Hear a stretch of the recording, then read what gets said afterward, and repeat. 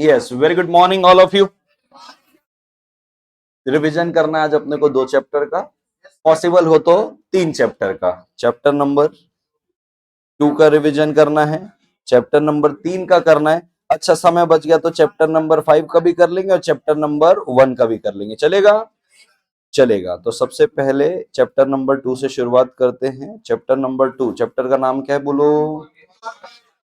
देख के नहीं रिवाइज करना है, बिना देखे रिवाइज करना है। बोलो क्या है? Incorporation of company and matters incidental thereto. पक्की बात है क्या?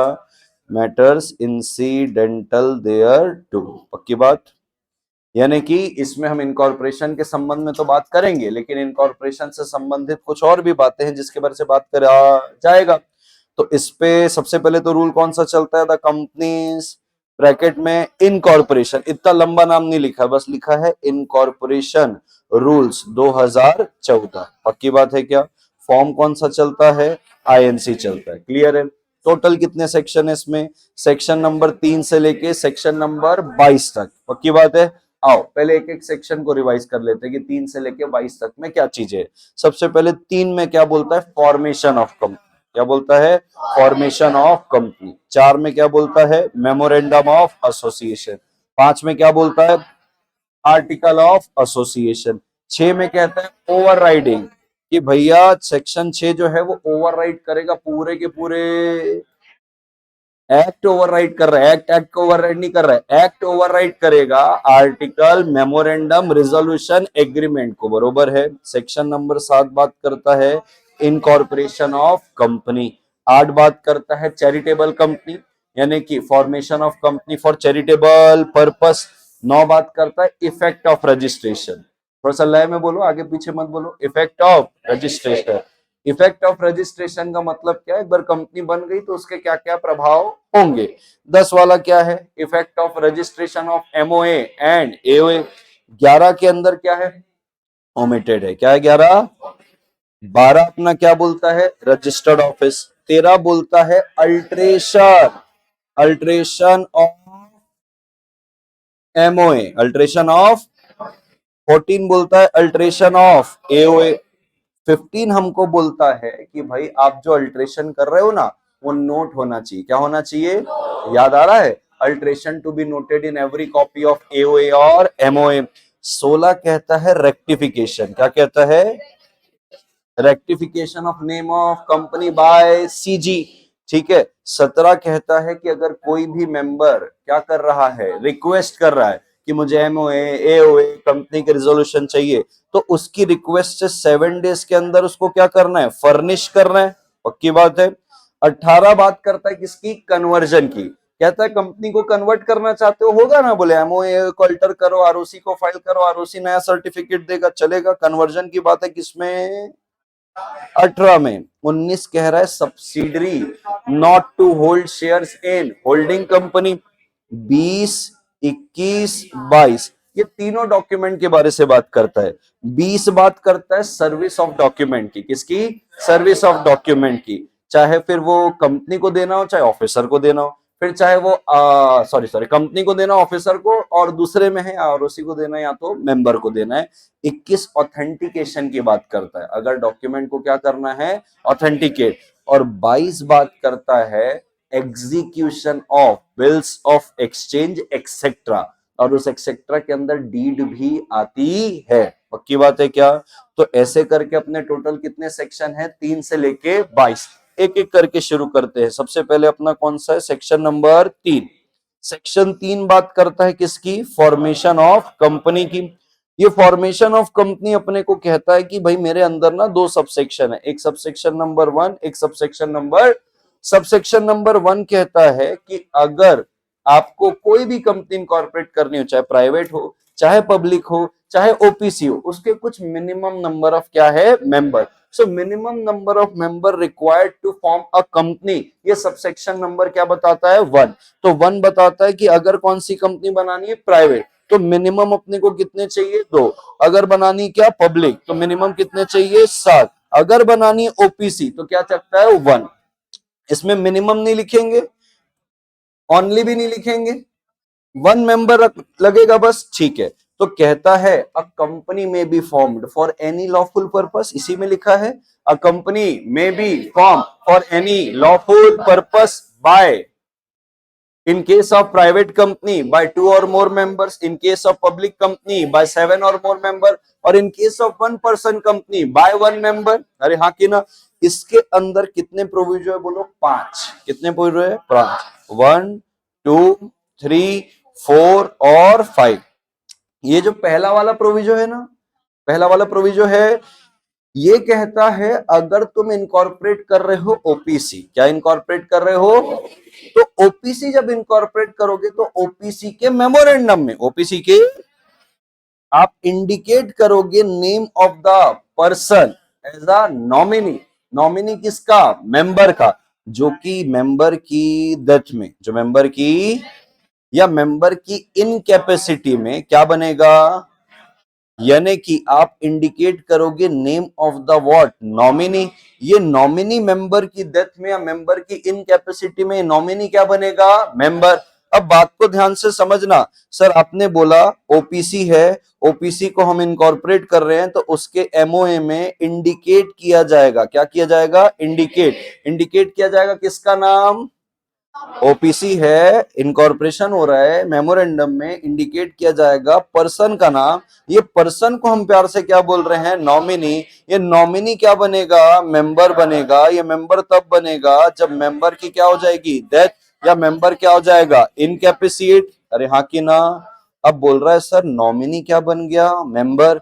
अब सर नॉमिनी अगर मेंबर बना है तो सर नॉमिनी की जगह तो खाली हो गई। तो जब से ये नॉमिनी मेंबर बना है वहां से कितना दिन? 15 दिन। ये 15 डेज के अंदर क्या अपॉइंट करेगा? अपने लिए नॉमिनी अपॉइंट करेगा। अच्छा, जब जब नॉमिनी अपॉइंट हो रहा है, चाहे इनकॉर्पोरेशन के वक्त, चाहे इनकॉर्पोरेशन के बाद, मेंबर के मरने के बाद, नॉमिनी का मेंबर बनने के बाद, हर जगह प्रायर रिटर्न कंसेंट लगेगी। किसकी? नॉमिनी की। अब ये 15 दिन में जो नॉमिनी मेंबर बना है वो अपने लिए क्या बनाएगा? नॉमिनी। अब जब अपने लिए नॉमिनी बनाएगा ना, अरे बनाएगा, तो ओपीसी को बताएगा। किसको बताएगा?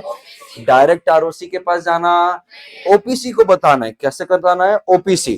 तो 15 दिन के अंदर क्या कर दिए तुमने? अपॉइंट कर दिया किसको? नॉमिनी को। अच्छा, ये कौन 15 दिन में अपॉइंट कर रहा है? जो नॉमिनी क्या बना है? मेंबर। तो समझना, ये जो नॉमिनी मेंबर है, एनएम लिखा हूं, क्या लिखा हूं? एनएम। ये विद इन 15 डेज, कहां से 15 डेज? जब से वो मरा या इनकैपेसिएट हुआ वहां से। अरे हाँ, तो 15 दिन में ये अपॉइंट भी कर लेगा और अपॉइंट करके इंटीमेट भी कर देगा। किसको? ओपीसी को। अब ओपीसी क्या करेगी? इस बात की जानकारी देगी किसको? आरओसी को। और ओपीसी जानकारी देगी with in 30 days, 30 days from the change of membership.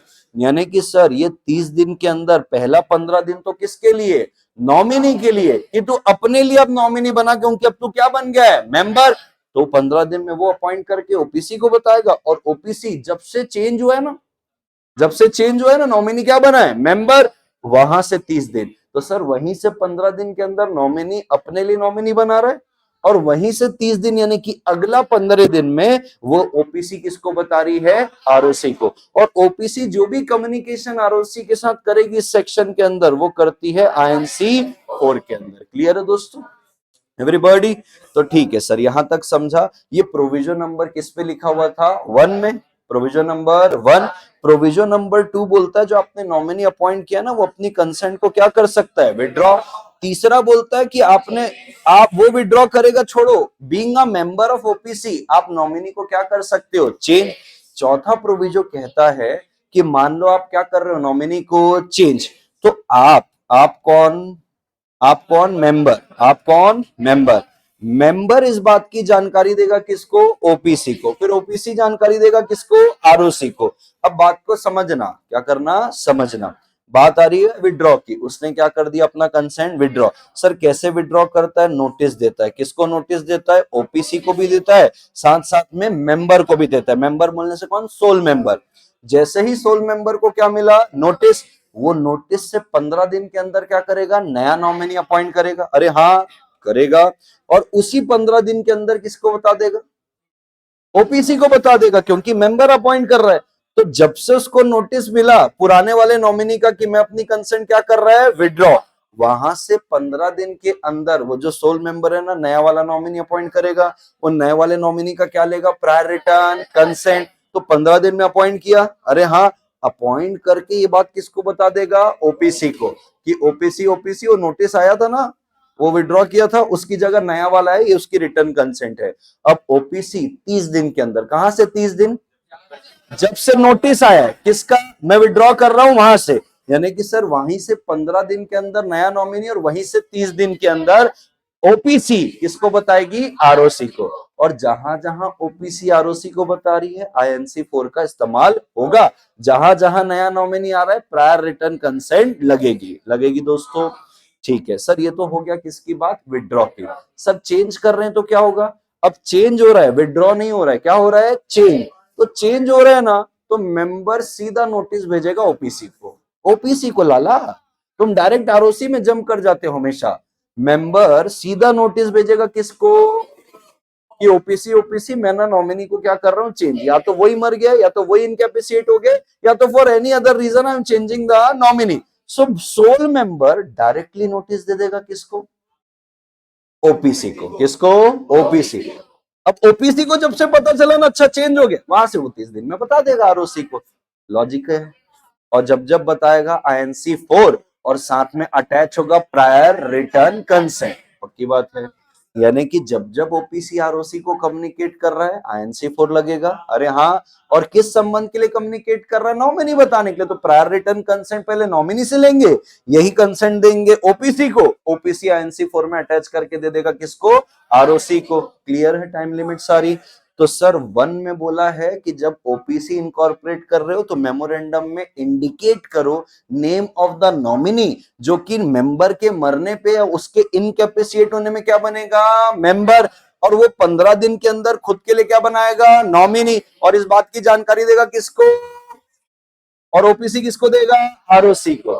फिर वो सर विड्रॉ भी कर सकता है, चेंज भी कर सकता है। तो बोल रहा है जब आप चेंज करते हो तो मेंबर बताएगा ओपीसी को, ओपीसी बताएगा आरओसी को। मेंबर बताता है कितने दिन के अंदर, कुछ कोई दिन ही नहीं है, मेंबर ने चेंज किया सीधा नोटिस दे दिया ओपीसी को, और ओपीसी कितने दिन में बता रही है, 30 दिन में आरओसी को।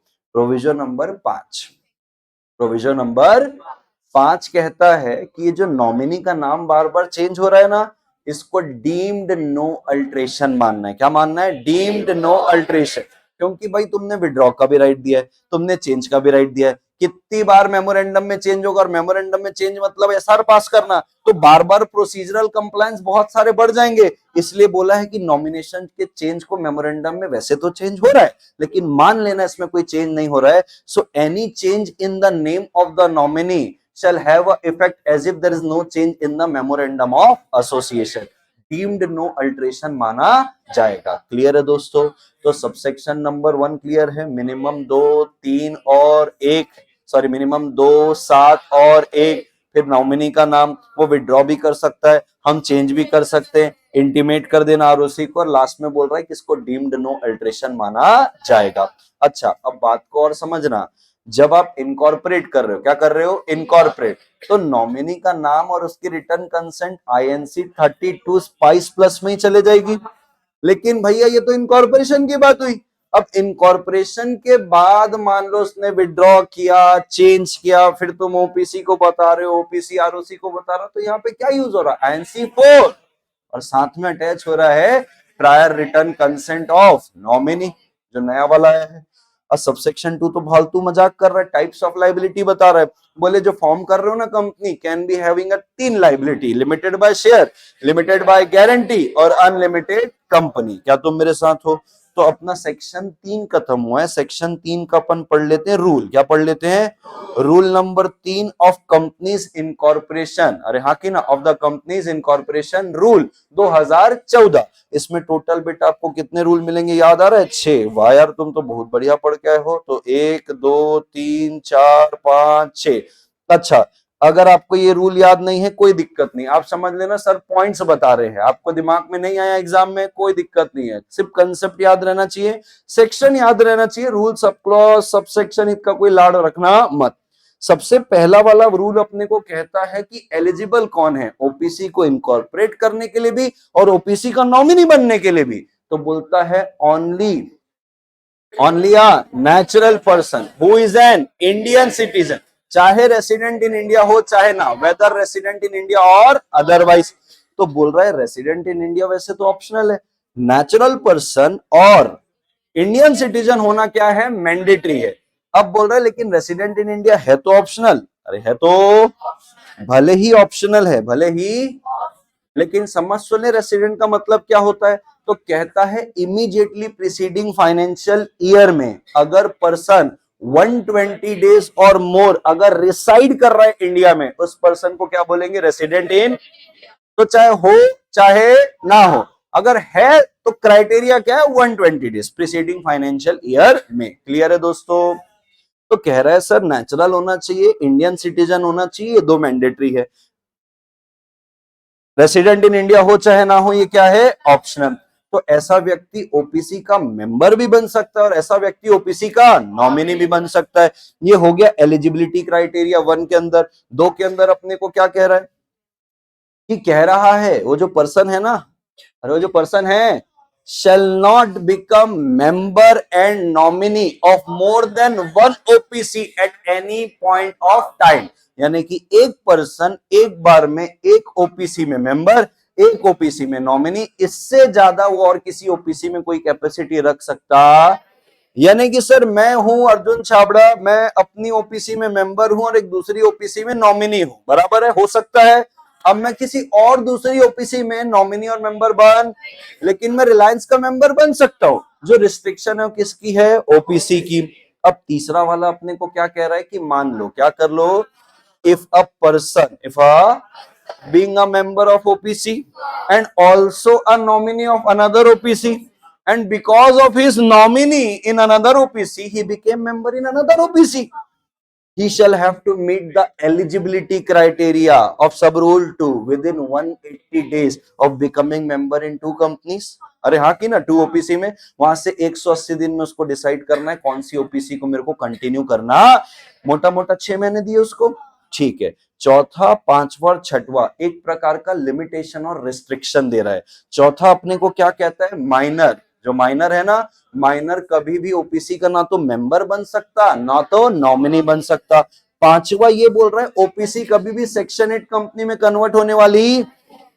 सिक्स्थ ये बोल रहा है non banking financial investment activities और किसी अदर बॉडी कॉर्पोरेट में ओपीसी इन्वेस्ट। और इसी सब रूल की वजह से हमको ये पता चलता है कि ओपीसी कभी भी होल्डिंग नहीं बन सकती, क्योंकि वो किसी के बॉडी कॉर्पोरेट में इन्वेस्ट ही कर।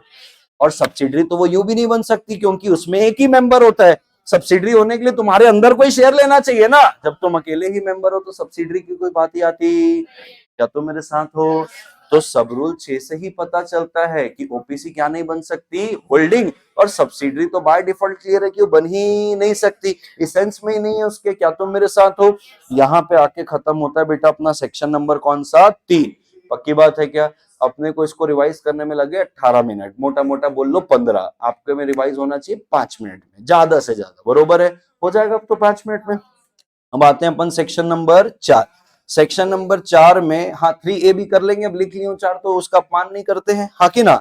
सब सेक्शन नंबर 1 है, सब सेक्शन नंबर 2 है, सब सेक्शन नंबर 3 है, सब सेक्शन नंबर 4 है, सब सेक्शन नंबर 5 है और सब सेक्शन नंबर 6। 7 भी है क्या, गुड, आई लाइक इट। सबसे पहले इधर क्या दिया है, पर्टिकुलर्स। क्या दिया है, पर्टिकुलर्स ऑफ मेमोरेंडम। तो बोले 6 क्लॉज रहेंगे इस पे, कितने, एक तो नाम क्लॉज, फिर रजिस्टर्ड ऑफिस क्लॉज, फिर ऑब्जेक्ट क्लॉज, फिर कैपिटल क्लॉज और एसोसिएशन क्लॉज। लेकिन 1% कंपनी में एसोसिएशन क्लॉज नॉमिनेशन रहेगा। तो वापस से name, registered office, object, liability, capital और नॉमिनेशन और एसोसिएशन क्लॉज, ये अपना सबसेक्शन नंबर 1।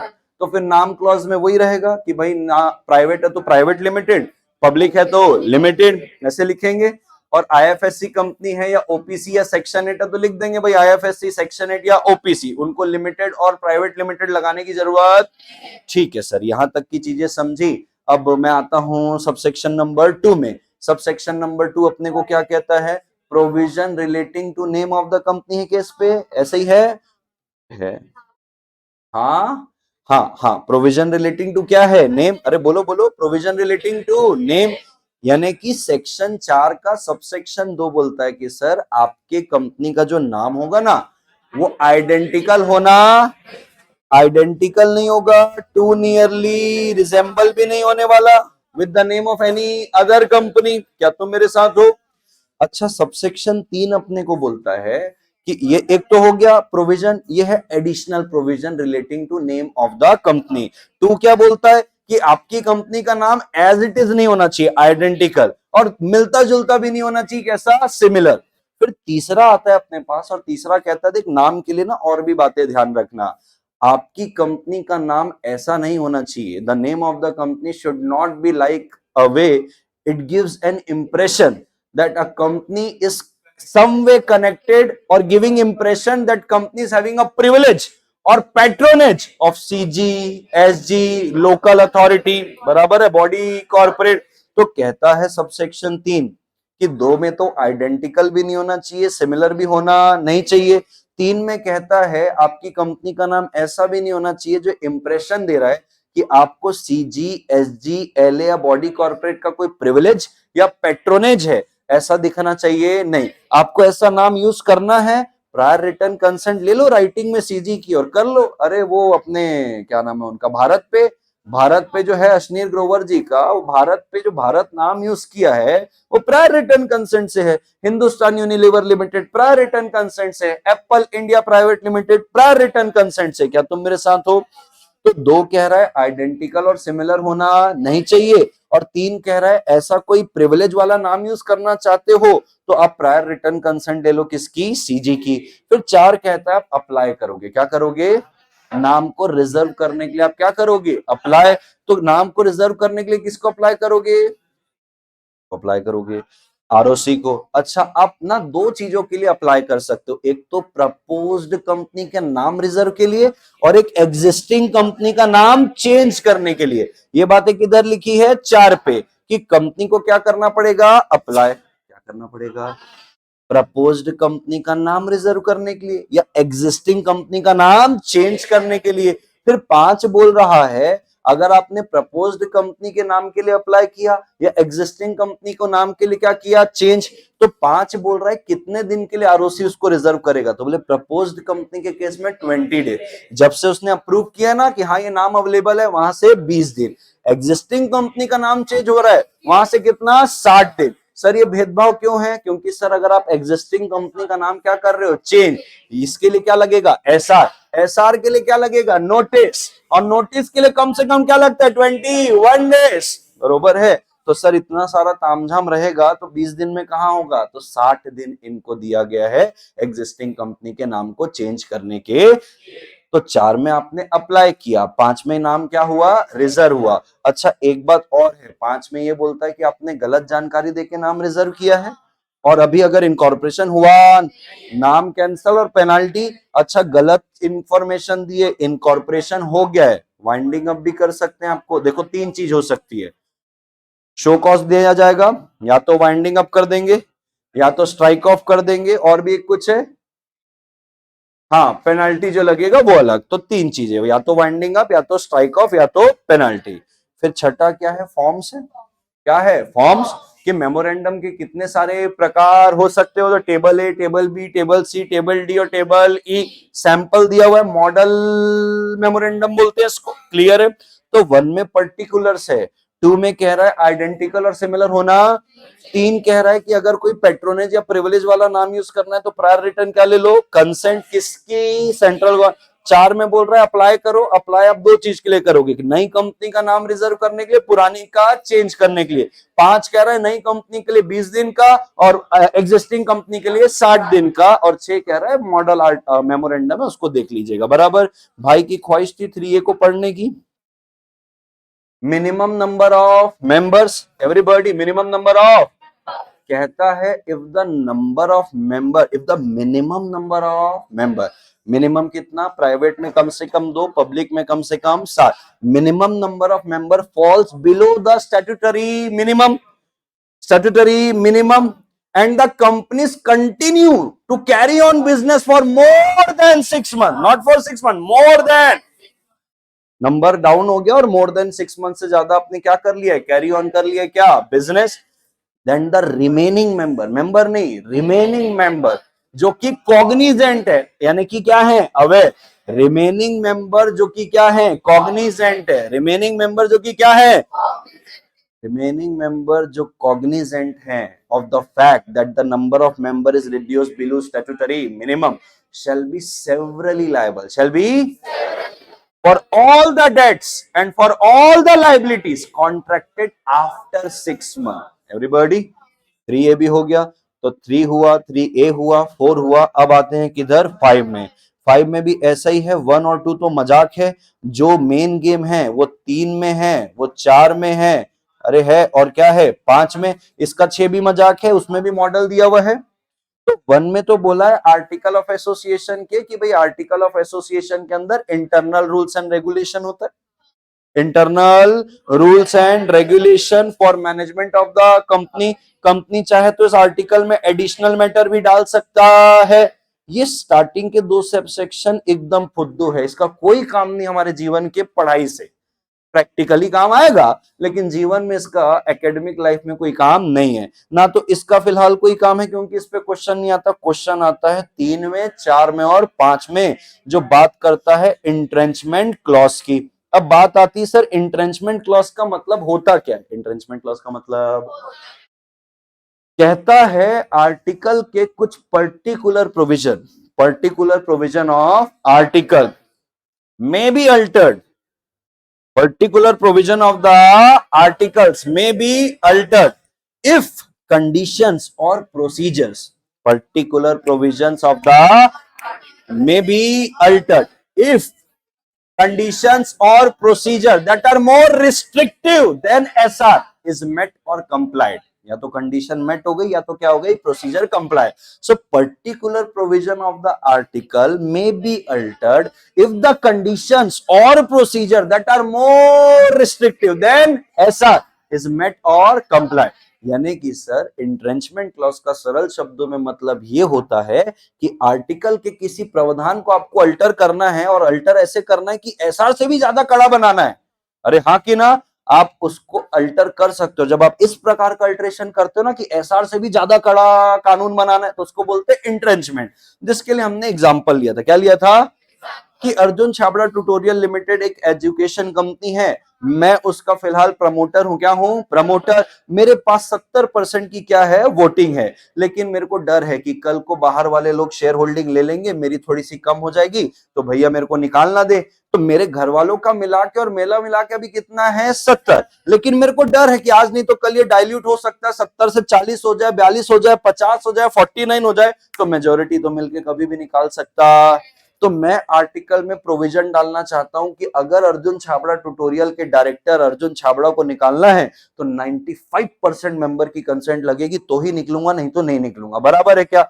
अब आप क्या कर रहे हो, एसआर के भी ऊपर जा रहे हो। एसआर तो बोलता है 75%, तुम जा रहे हो 95% में। अगर इतना कड़ा प्रोविजन डालना चाहते हो, इस कड़े प्रोविजन को बोलते हैं इंट्रेंचमेंट क्लॉज। और ये इंट्रेंचमेंट क्लॉज एसआर के भी ऊपर है, कि भाई इसको अगर आपको निकालना है, क्या करना है, अर्जुन छाबड़ा को निकालना है, तो 95% लगेगा। तो आपने कंडीशन डाल दी कि 95% की कंसेंट लगेगी, डल गया इंट्रेंचमेंट क्लॉज। अरे हाँ, तो सबसेक्शन 3 तो यही बात करता है कि इंट्रेंचमेंट का मतलब क्या होता है। तो यही मतलब होता है कि ऐसी कंडीशन और ऐसा प्रोसीजर डालो जो कि एसआर से भी ज्यादा रिस्ट्रिक्टिव है। क्या तुम मेरे साथ हो? फिर 4 कहता है कि ये इंट्रेंचमेंट क्लॉज आप डाल कब सकते हो, द टाइम ऑफ इंटरिंग या इनकॉर्पोरेटिंग क्या, इंट्रेंचमेंट क्लॉज। तो बोले 2 तरीके। कितने तरीके? एक तो आप इनकॉर्पोरेशन के वक्त डाल सकते हो, एक तो आप इनकॉर्पोरेशन के, एक आप कंपनी इनकॉर्पोरेट होने के बाद आर्टिकल को अमेंड करके डाल सकते हो। क्या तुम मेरे साथ हो? ये दोनों ही बातें किधर लिखी हुई है, 4 कहता है अगर आपको इनकॉर्पोरेशन के वक्त डालना है, INC 32 है अपना, उसी समय डाल दो, कोई झंझट ही नहीं है। लेकिन कंपनी अगर इनकॉर्पोरेट हो चुकी है, तो अगर प्राइवेट कंपनी है, कौन सी कंपनी है, private, so all the members की कंसेंट लगेगी इंट्रेंचमेंट क्लॉज डालने के लिए। और अगर पब्लिक कंपनी है तो लगेगा एसआर। तो जब से आपने सारे मेंबर की कंसेंट ली प्राइवेट कंपनी के केस में, जब से आपने एसआर पास किया पब्लिक कंपनी के केस में, और आर्टिकल को अमेंड किया, वहां से 30 दिन के अंदर सबसेक्शन 5 बोलता है MGT 14 फाइल करना है। किसको?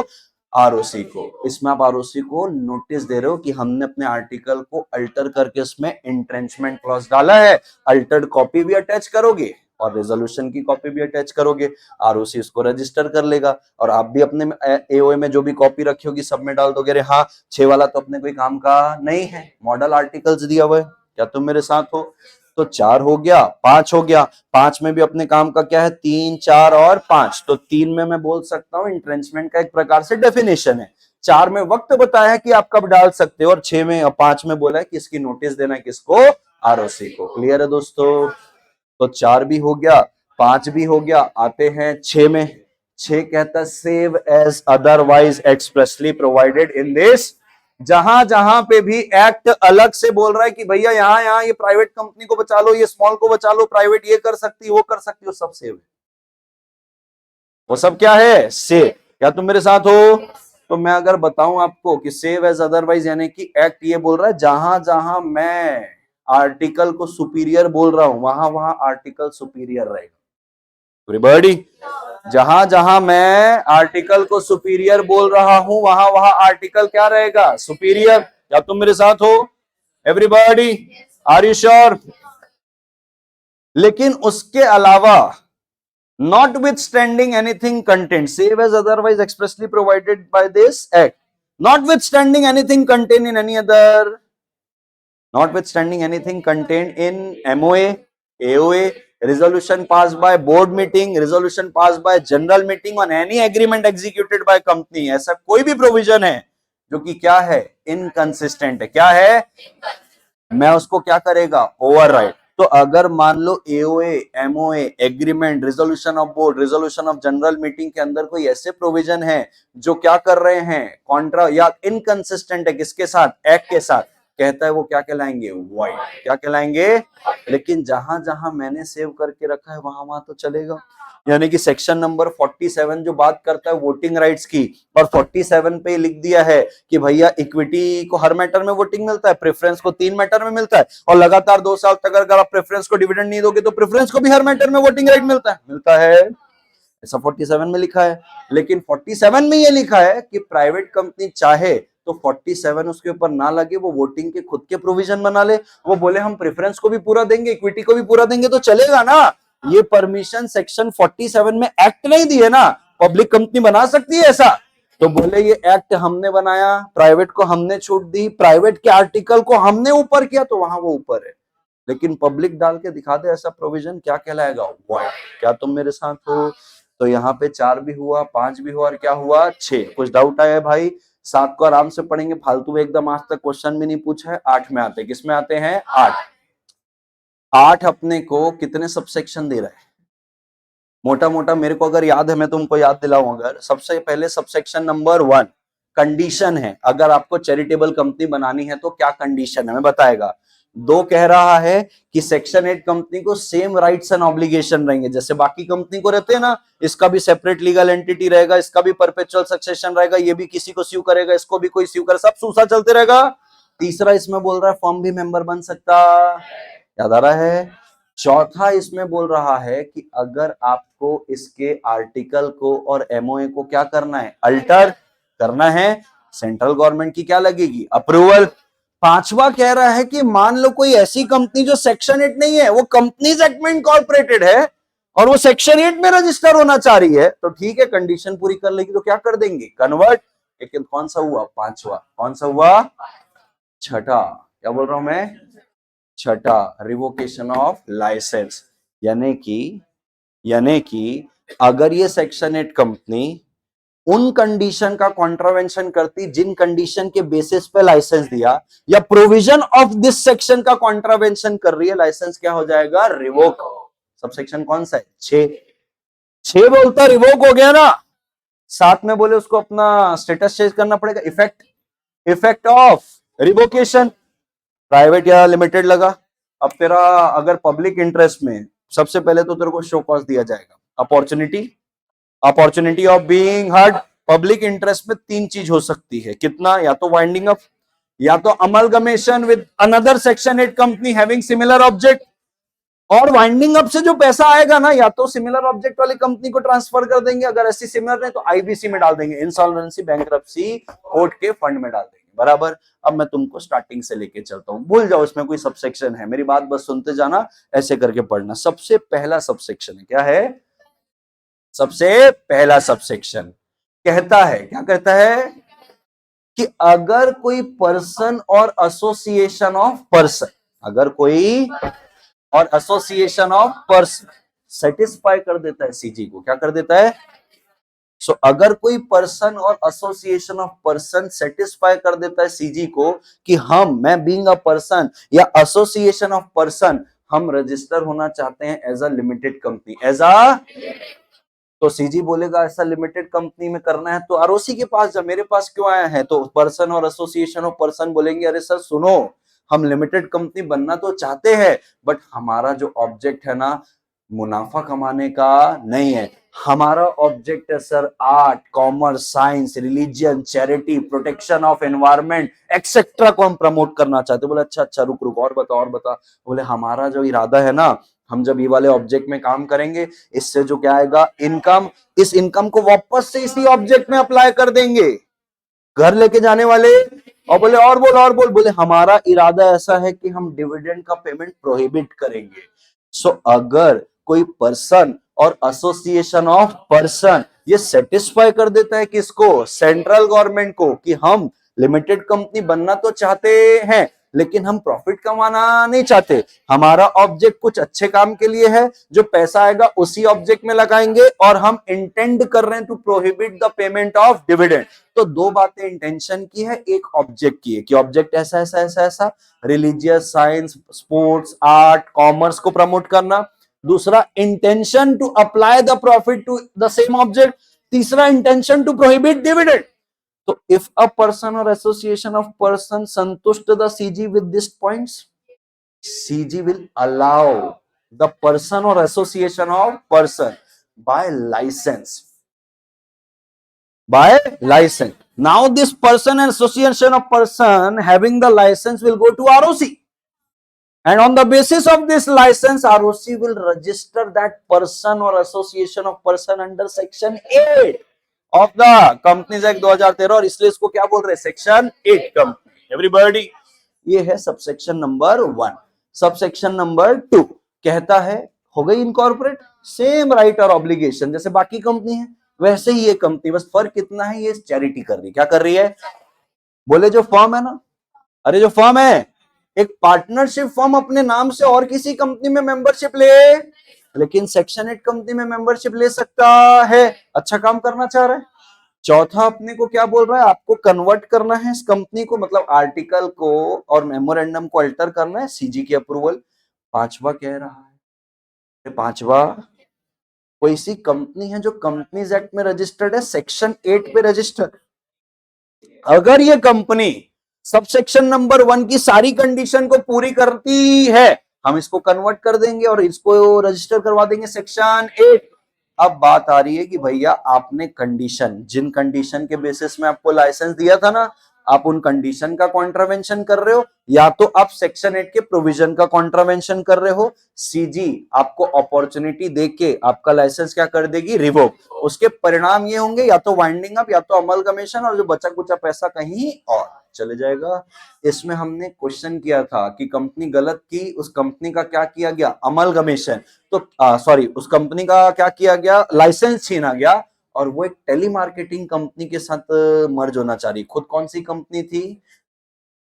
स्पोर्ट्स कंपनी थी। कौन सी थी? स्पोर्ट्स। और टेलीमार्केटिंग के साथ अमलगमेट कर दे क्या? तो बोले नहीं, एक स्पोर्ट्स कंपनी टेलीमार्केटिंग के साथ अमलगमेट किसी दूसरे मिलते जुलते ऑब्जेक्ट के साथ हो सकता है, लेकिन टेलीमार्केटिंग के साथ हो नहीं सकता। 8 हुआ। अरे हुआ। 9 तो मजाक है। इफेक्ट ऑफ रजिस्ट्रेशन, एवरीबॉडी क्या तुम मेरे साथ हो? Effect of registration. अच्छा, इफेक्ट ऑफ रजिस्ट्रेशन में मैं बताना चाहता हूं, एक पॉइंट नहीं है, अनेक पॉइंट है। अरे हैं, वो कहता है कि भैया जिस दिन से कंपनी क्या हुई? इनकॉर्पोरेट। तो कहता है जो डेट ऑफ इनकॉर्पोरेशन है ना, उस दिन से कंपनी क्या कहलाएगी? Body corporate. कौन से नाम से? बोले वही नाम जो उसके मेमोरेंडम में लिखा है। और बोले उस दिन से उसको परपेचुअल सक्सेशन है, उस दिन से उसके पास कैपेबिलिटी टू स्यू और स्यू है, उस दिन से वो एक्वायर कर सकती प्रॉपर्टी, अरे वो चाहे तो कॉमन सील भी ले सकती है। यानी कि कुल मिला के सारे एडवांटेज गिना दो कंपनी के, एकदम फालतू सेक्शन है। अरे हाँ कि ना, 10 भी फुद्दू है, जाने दो, अपन आते हैं किसमें सीधा 12, अच्छा 10A में आते हैं, किसमें आते हैं 10A अपने को कहता है, क्या करता है, ए कहता है हमको देना है डिक्लेरेशन, क्या देना है। मैंने ना लॉजिक इसका आपको बताया था कि देखो पहले क्या होता था, कंपनी बनती थी, अपने सब्सक्राइबर आए, सब्सक्राइबर ने ले लिए 10-10 शेयर और 10-10 शेयर में 2-2 रुपए पे किए, बाकी पूरा क्या है, पार्टली पेड। अब भैया खुद का पैसा लगा नहीं है और गांव वालों से पैसा मांगने जाते हो, बिजनेस करते हो, तो तुम क्या कर रहे हो, खुद का पैसा नहीं लगा रहे हो, खुद एक एक शेयर ले लियो, उसमें 2-2 4-4 रुपए 10-10 रुपए 100-100 रुपए पे कर लिए हो और कंपनी बना लियो भाई। हाँ, यानी कि पूरा पूरा पैसा जो आपने शेयर्स पे लगाया ना, यानी कि भैया आपने 10 शेयर लिए हैं तो 10 शेयर का पूरा पूरा पैसा देना मांगता है ना। तो कहता है सेक्शन 10A, कंपनी को एक डिक्लेरेशन देना है। अच्छा, कंपनी डिक्लेरेशन देगी तो कंपनी के बिहाफ में कौन डिक्लेरेशन देगा, डायरेक्टर। बात को सुनना, कहता है जब तक तुम ये डिक्लेरेशन नहीं दोगे तो ना तो कंपनी बिजनेस कमेंस कर सकती है, हेलो, ना तो बिजनेस करेगी क्या कमेंस, ना तो एक्सरसाइज करेगी बोरोइंग पावर। कुछ याद आ रहा है मेरे प्यारे भाई और बहनों, है ना। हाँ, तो कहता है जो डायरेक्टर है ना, कौन डायरेक्ट, कौन है डायरेक्टर, कंपनी के इनकॉर्पोरेशन से कितने दिन में, डायरेक्टर कंपनी के इनकॉर्पोरेशन से कितने दिन में, 180 डेज में, कितने दिन में। तुम जो इतना साइलेंट बताए हो ना 180 डेज, मेरे को डाउट आ गया मेरे ऊपर। हाँ, सेक्शन नंबर कौन सा है, 10A। सेक्शन 10A अपने को क्या बोल रहा है, कंपनी अपने इनकॉर्पोरेशन से कितने दिन में, 180 डेज, कितने दिन में, 180 डेज। क्या तुम मेरे साथ हो। तो कंपनी, सॉरी कंपनी नहीं, किसका नाम लेते हैं, डायरेक्टर का, किसका नाम लेते हैं, डायरेक्टर। सो डायरेक्टर कंपनी के इनकॉर्पोरेशन से 180 डेज के अंदर क्या देगा, एक डिक्लेरेशन। डिक्लेरेशन जो रहेगा वो रहेगा फॉर्म नंबर INC-20A के अंदर, जो कि वेरीफाइड पर रहेगा CA और CS और CMA इन प्रैक्टिस से, जिसमें डायरेक्टर ये डिक्लेयर करता है कि आरओसी हमारी कंपनी के जितने भी सब्सक्राइबर है, हमारी कंपनी के जितने भी, every subscriber has paid the value, has paid the on shares he agree to take, बराबर है, यानी कि उसने ना अपने शेयर्स के पूरे पूरे पैसे क्या कर दिए, पे, यानी कि हमारा जितना पैसा लगना था हमने लगा दिया है। जब तक आप ऐसा डिक्लेरेशन नहीं देता है डायरेक्टर, तब तक ना तो कंपनी बिजनेस कमेंस कर सकती है, ना तो कंपनी किसी से लोन ले सकती है। क्या तुम मेरे साथ हो। तो डायरेक्टर डिक्लेरेशन देगा INC-20A में, और ये INC-20A को वेरीफाई करेगा या तो CA या तो CS या तो CMA इन प्रैक्टिस। अरे हाँ, इस डिक्लेरेशन में क्या बातें जाएगी कि every subscriber has paid full value on shares he agree to take, बरोबर है। सिर्फ इतने से बात बनने वाली, साथ में आप फाइल करोगे INC-22 इनकॉर्पोरेशन से कितने दिन में, 30। लेकिन सर अगर इनकॉर्पोरेशन के वक्त INC-32 में ही हमने अपनी कंपनी का रजिस्टर्ड ऑफिस बता दिया था, तो अलग से 22 देने की जरूरत। सर उस वक्त आपने टेम्परेरी एड्रेस बताया था फॉर करस्पॉन्डेंस, परमानेंट एड्रेस बताया, तो आप 10A के अंदर 180 दिन के अंदर तो क्या दोगे, INC-20A, और वही 10A के अंदर लिखा है कि आप इनकॉर्पोरेशन से कितने दिन में, 30 दिन में क्या फाइल करोगे, INC-22। कुछ याद आ रहा है, कुछ याद नहीं आ रहा है, आ रहा है कि नहीं आ रहा है, याद आ रहा है। आओ दिखाओ थोड़ा सा नोट्स तुमको, तोते उड़ गए तुम्हारे। एक तो लिखा है एप्लीकेबिलिटी, क्या लिखा है, एप्लीकेबिलिटी में बोला है उस कंपनी के ऊपर लगेगा जिसके पास क्या है, शेयर कैपिटल। अब बोल रहा है condition for commencement of business, ना तो तुम धंधा शुरू कर पाओगे, ना तो क्या कर पाओगे, बोरोइंग पावर। जब तक आप डिक्लेरेशन नहीं देते थे INC-20A में 180 डेज, कहां से, इनकॉर्पोरेशन से, और वेरिफिकेशन नहीं करवा लेते रजिस्टर्ड ऑफिस का INC-22 में विद इन 30 डेज। तो देखो यहाँ पे वही लिखा है, कौन फाइल करेगा डिक्लेरेशन, डायरेक्टर। कौन करेगा, तो डिक्लेरेशन फाइल करेगा कौन? डायरेक्टर। किसके पास? आरओसी के पास, कि हर सब्सक्राइबर टू एमओए ने क्या पे कर दिया है? Value of the shares agreed to be taken by him. 180 दिन में करेगा, कहां से? इनकॉर्पोरेशन से। आईएनसी 20A में रहेगा, वेरीफाई कौन करेगा? CA, CS, CMA in practice. और आईएनसी 22 भी जाएगा आरओसी को 30 डेज में। लेकिन ये जाने की जरूरत नहीं अगर तुमने 32 में स्पाइस प्लस में ही बता दिया था। ये याद आ रहा है भाई? हमको रजिस्टर्ड ऑफिस बताना है। एक होता है कि जब तुम कंपनी इनकॉर्पोरेट कर रहे हो तब तुम्हारे पास नहीं है पता, तो तुम टेम्पररी एड्रेस देते हो। अगर वहां पे टेम्पररी एड्रेस दिए हो तो इनकॉर्पोरेशन से 30 दिन में आईएनसी 22 देना पड़ता है। अगर वहां पे ही परमानेंट एड्रेस बता दिए तो आईएनसी 22 अलग से देने की जरूरत होती। ये हमने पहले भी चीख चीख के पढ़ रखा है, अभी भी मैं चीख चीख के 2-3 बार बोल रहा हूँ, जागो रे जागो रे जागो रे जागो रे। अब देखो जो नहीं आया उसका कितना बड़ा नुकसान हुआ ना, उसको लग रहा है कि सब हो जाएगा मेरा। अरे हाँ कि ना? अब सुनना मेरी बात, ये हुआ। सबसेक्शन 2 क्या कह रहा है? पेनाल्टी। क्या कह रहा है? सबसेक्शन 3 कह रहा है कि आरओसी का क्या है? पावर। क्या है आरओसी का? कंपनी ने आईएनसी 20A फाइल किया, अरे हाँ, और आरओसी को रीजनेबल कॉज है। क्या है? रीजनेबल कॉस्ट टू क्या है? बिलीव कि कंपनी कोई धंधा कर, तो वो फिजिकल वेरिफिकेशन भी कर सकता है। और अगर उसको लगा कि हाँ भाई कंपनी वाकई में धंधा कर नहीं रही, इसका कोई ऑफिस है ही नहीं, आईएनसी 20A भी नहीं दिए, वो एक्शन इनिशिएट करेगा। क्या करेगा? To remove the name of the company. क्या भेजेगा? नोटिस। बता तेरी कंपनी का नाम मैं रजिस्टर से क्यों ना हटाऊं? स्ट्राइकिंग ऑफ बोलते हैं इसको। 14 दिन का समय रहता है, कंपनी रिप्लाई की तो ठीक, नहीं तो नाम क्या कर देंगे? उड़ा देंगे। तो 1 में डिक्लेरेशन है, 2 में पेनाल्टी है और 3 में पावर है आरओसी का, क्यों नाम क्या कर सकता है? Strike off. इसको बोलते हैं removal of name of company bye ROC. याद आ रहा है? आ रहा है? कैसे 10A के अंदर तुम्हारा तोता कैसे उड़ गया इतना? 10A पढ़े थे ना? हाँ हाँ ना, सवाल ही नहीं पैदा होता है एक ही लाइन में, पूरा पूरा पूरा समझा के लिया था। समझ पा रहे हो? वो 10 है बेटा जो फुद्दू सेक्शन है।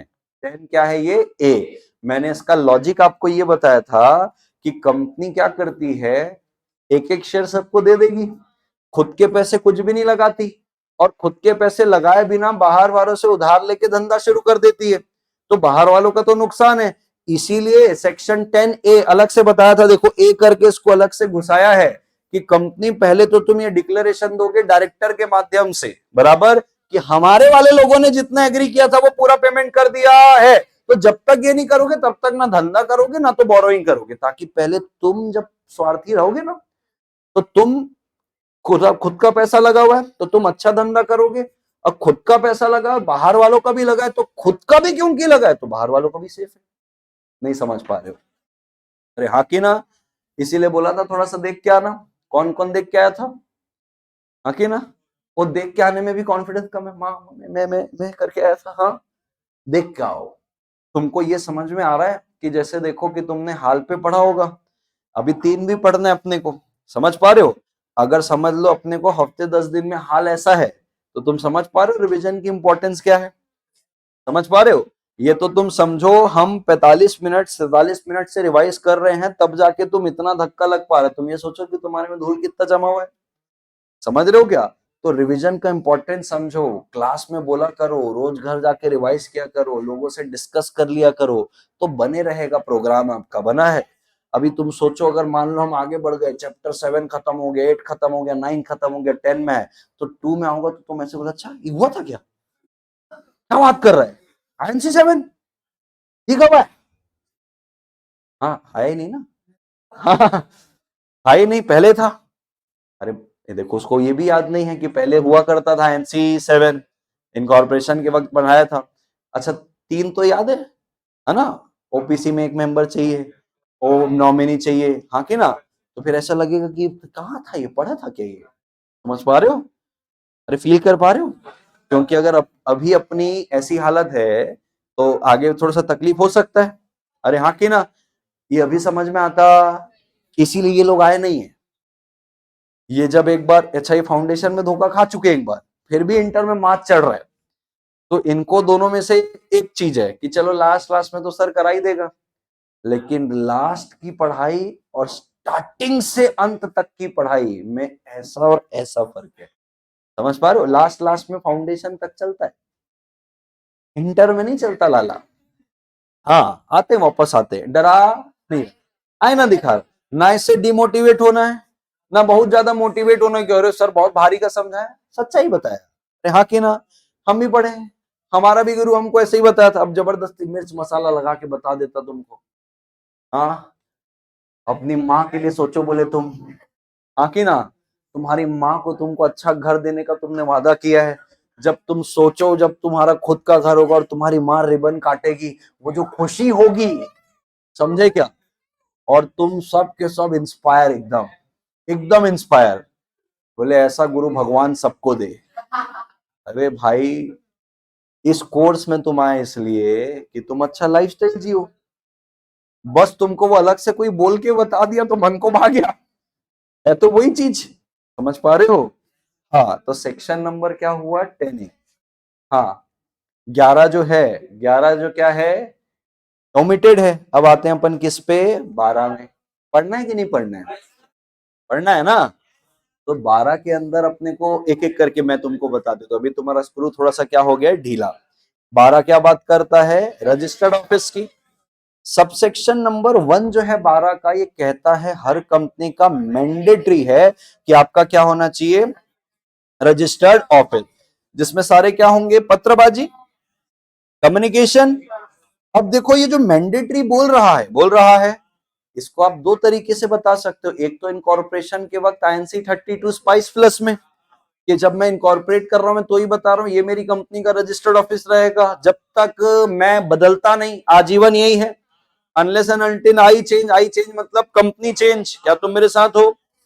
अगर मान लो आपने INC 22 इनकॉर्पोरेशन के वक्त अपना रजिस्टर्ड ऑफिस नहीं बताया, टेम्परेरी बताया फॉर करस्पॉन्डेंस, सबसेक्शन 2 कहता है वेरिफिकेशन। क्या कहता है? Verification of RO with in 30 days. कितने दिन? 30 डेज। कहां से? इनकॉर्पोरेशन से। कौन सा फॉर्म भरोगे? INC 20 कि ROC जब इनकॉर्पोरेट किया था ना तो टेम्पररी दिया था, अब ये है आजीवन रहेगा जब तक चेंज नहीं करेंगे। इसको बोलते हैं वेरीफाई कर रहे हैं। क्या कर रहे हैं? कितने दिन में? 30 दिन। कौन सा फॉर्म? INC 22। क्या तुम मेरे साथ हो? कितने दिन में? 30 दिन। 30 दिन कहां से? इनकॉर्पोरेशन से। किसको? ROC को। क्या तुम साथ हो? सबसेक्शन नंबर 3 कहता है जो तुम्हारी कंपनी का नाम है ना, वो कंपनी के कॉमन सील में अगर है तो, लेटर हेड में, कंपनी के दरवाजे में नाम, एड्रेस, इन सब छाप देना। बोले बरोबर है क्या? Subsection number 4। बोले अब हो सकता है तुमने चेंज किया हो ऑफिस, इसको बोलते हैं notice of change of registered office. जब से चेंज किया है ना, वहां से INC 22। किसको? ROC। सर जब नया नया लिया तो भी INC 22, जब नए को बदल के और नया किया तो भी INC 22। तो 4 के अंदर क्या है? चेंज कर रहे हो तो इसकी भी जानकारी देनी पड़ेगी। अब आता है अपना मेन 5, 6 और 7। 5 अपने को क्या बोलता है पता है? कि कहता है, इस पे दो बातें, किसी बातें हैं दो, दो सिचुएशन दी। कितनी सिचुएशन?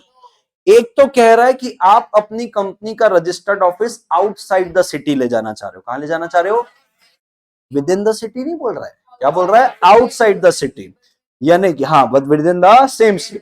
जैसे अभी मैं मान लो छत्तीसगढ़ में हूं, तो छत्तीसगढ़ के मान लो मैं बिलासपुर में हूं, बराबर। बिलासपुर मेरा होम टाउन है, छत्तीसगढ़ की सेकंड लार्जेस्ट सिटी है वो, बरोबर। अब पहली जो लार्जेस्ट सिटी है वो कैपिटल है रायपुर, बरोबर। सुने ना, सुनो अगर नहीं सुने हो तो मान लो मैं अपना ऑफिस जो है बिलासपुर से लेके जा रहा हूँ रायपुर, बरोबर है।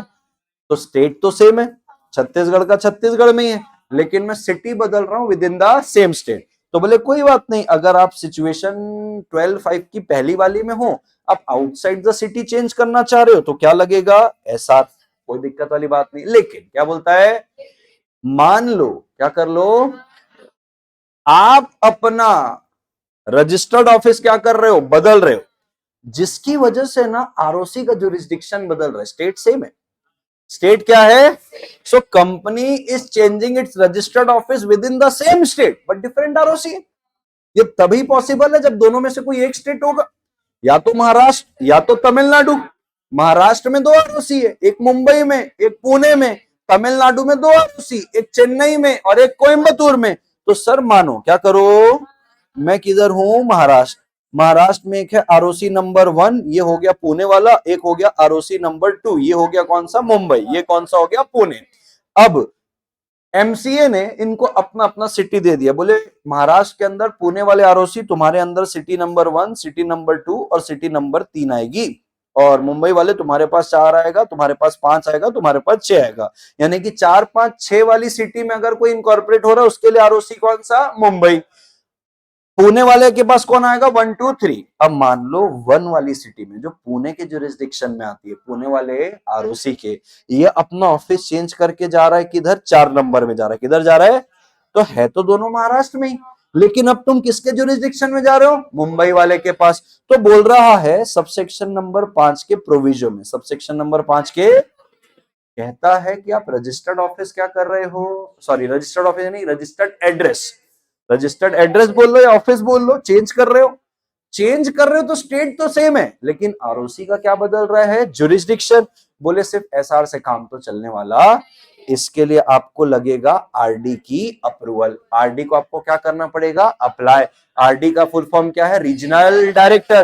तो आपको 5 में ये बोल दिया कि भैया देखो सिटी बदल रहे हो, जुरिस्डिक्शन का कोई बात नहीं है, एसआर से काम चल जाएगा। एसआर किए, चेंज किया और आईएनसी 22 दे दिए किसको, आरओसी को, कि भैया चेंज कर लिए, सिटी बदल लिए, क्या तुम मेरे साथ हो, स्टेट तो सेम है, आरओसी भी सेम है। लेकिन तकलीफ तब है कि सर जब क्या हो रहा है, स्टेट सेम है, आप सिटी बदल रहे हो ना, तो उसकी वजह से आरओसी बदल रहा है, स्टेट वही है, आरओसी बदल रहा है सिटी बदलने की वजह से। तो बोले इसमें एसआर से काम चलने वाला, आपको आरडी को भी अप्रूव करना पड़ेगा, आरडी से अप्रूवल लेनी पड़े। तो कहता है 5 में ही बोल दिया कि आरडी से क्या ले लो, एप्लीकेशन करके क्या ले लो, अप्रूवल। अब 6 में बोल रहा है आरडी अप्रूवल देगा 30 दिन में, बराबर है, आरडी की अप्रूवल आई। अब कंपनी आरडी की जो अप्रूवल आई है ये आरओसी को बताएगी 60 दिन में, और आरओसी को जब से पता चला है, आरओसी वहां से देगा नया सर्टिफिकेट अगले 30 दिन में। 30, 60 और 30, क्लियर है। सर ये 60 दिन कंपनी को क्यों दिया है, अरे वो पहले ली आरडी से अप्रूवल, अब पास करेगी एसआर, पहले एसआर पास कर ले और आरडी मना कर दे तो क्या मिलेगा, ठुल्लू। इसलिए आरडी को पहले अप्लाई कर दिए, आरडी ने क्या दे दिया, अप्रूवल। अब अपन नोटिस भेजेंगे, नोटिस में कम से कम लगेगा 21 दिन, फिर लोग आएंगे, एसआर पास होगा, इसीलिए 60 दिन का वक्त दिया किसको, कंपनी को, कि कंपनी तू आरओसी को बताना 60 दिन में, और आरओसी को जैसा पता चलेगा वहां से वो 30 दिन में क्या देगा, नया सर्टिफिकेट। और वो नया सर्टिफिकेट जो रहेगा वो क्या रहेगा, कंक्लूसिव एविडेंस रहेगा। क्या तुम मेरे साथ हो। तो 6 हुआ, 5 हुआ, 6 हुआ और 7 हुआ, 7 हो गया ना, 6 हुआ, 7 में यही लिखा है ना, कंक्लूसिव एविडेंस है। हाँ, तो 7 के अंदर क्या कोई दिक्कत है, 7 के अंदर यही लिखा है, कंक्लूसिव एविडेंस है। मेरे ख्याल से 8 के अंदर पेनाल्टी है। अब मैं आता हूं 9 में, 9 में मैं बताता हूं तुमको क्या है, 12 ही पढ़ रहे हैं। 9 में बोल रहा है आरओसी चाहे तो फिजिकल वेरिफिकेशन कर सकता है किसी भी रजिस्टर्ड ऑफिस का, याद आ रहा है। 9 में कह रहा है आरओसी ऐसे खुले सांड की तरह घुस जाएगा किसी भी ऑफिस में, देखेगा कि कंपनी का वाकई में ऑफिस है कि नहीं है, धंधा कर रहे हैं कि नहीं कर रहे हैं। So if ROC is having reasonable cause to believe that company do not have registered office और company do not carry on any business, he can cause a physical verification of the registered office. और अगर लगता है कुछ हो, he can initiate action for removal of name of the company। तो एक बार मैं ब्रीफ कर दूं आपको, सबसेक्शन क्या है। 1 के अंदर बोल रहा है भैया मैंडेटरी आपको रजिस्टर्ड ऑफिस रखना पड़ेगा जिससे कम्युनिकेशन होते रहेगा।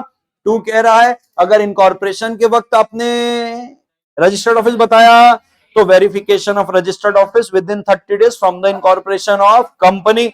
सबसेक्शन नंबर 3 कहता है कॉमन सील में, लेटर हेड में, कंपनी के दरवाजे के बाहर, दीवारों में, हर जगह कंपनी का नाम, एड्रेस, सिन, ये सब छाप दो, छाप दिए।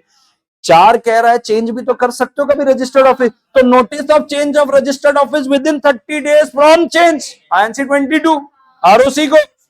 अब 5 कह रहा है सिटी बदल रहे हो, एसआर, सिटी बदलने की वजह से जुरिस्डिक्शन बदल रहा है, एसआर प्लस आरडी, क्या तुम मेरे साथ। फिर 6 में बताया टाइम लिमिट, और 7 में बोला है क्या रहेगा, कंक्लूसिव एविडेंस।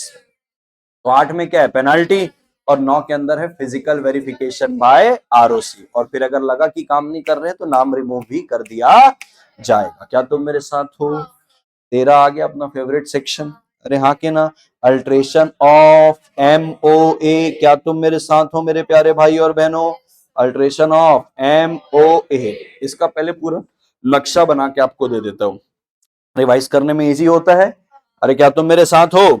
अच्छा, आप जब घर में पढ़ोगे तो ऐसे ही पढ़ोगे, खुद ही लिखते लिखते पढ़ना, बुक को देखना मत, कहाँ अटकोगे तो देखना। ऐसे ही आदत बनी रहेगी ना तो एग्जाम से पहले भी अपने को बिना बुक के सब दिमाग में चलते रहेगा, नहीं तो बुक की आदत लगेगी। सहारे की आदत लग जाती तो सहारा छूटता नहीं है ना। हाँ कि ना, you you have to be independent.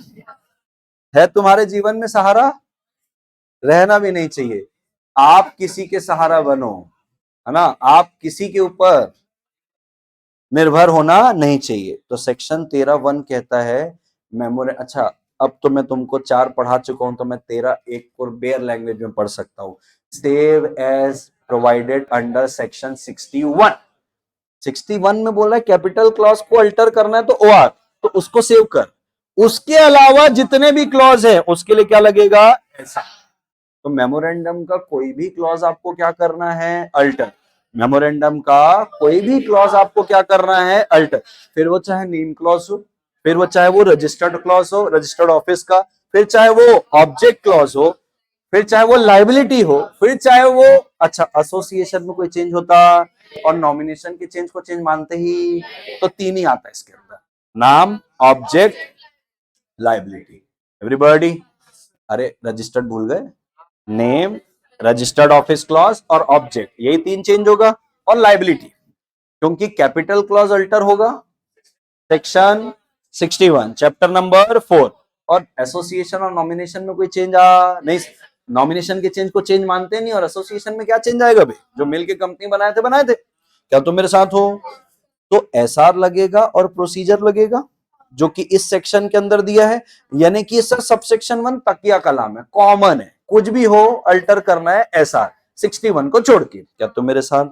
अब इसका सबसेक्शन नंबर 2 और सबसेक्शन नंबर 3 दो कहता है नाम अल्टर करना है, तो आपको नाम अल्टर करना है तो SR तो लगेगा ही, साथ में आपको लगेगी CG की approval in certain cases. Everybody, CG की क्या लगेगी? Approval in certain cases.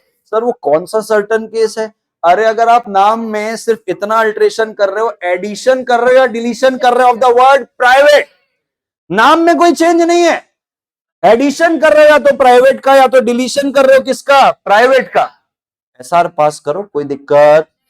लेकिन अगर आप ऐसा प्राइवेट वर्ड के एडिशन और डिलीशन के अलावा नाम पे भी छेड़छाड़ कर रहे हो तो सेंट्रल गवर्नमेंट की क्या लगेगी? अप्रूवल। क्या तुम मेरे साथ हो? अच्छा, जब आप नाम क्या कर रहे हो? चेंज, तो सेक्शन 4 का 2 और 3 भी ख्याल रखना।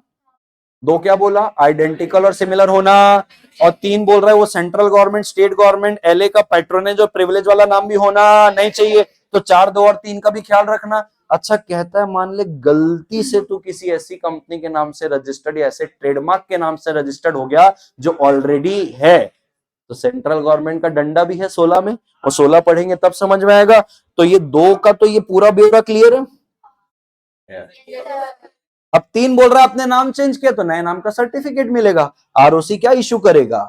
सर्टिफिकेट। सर्टिफिकेट कौन से नाम से? नए नाम से। क्या तुम मेरे साथ हो?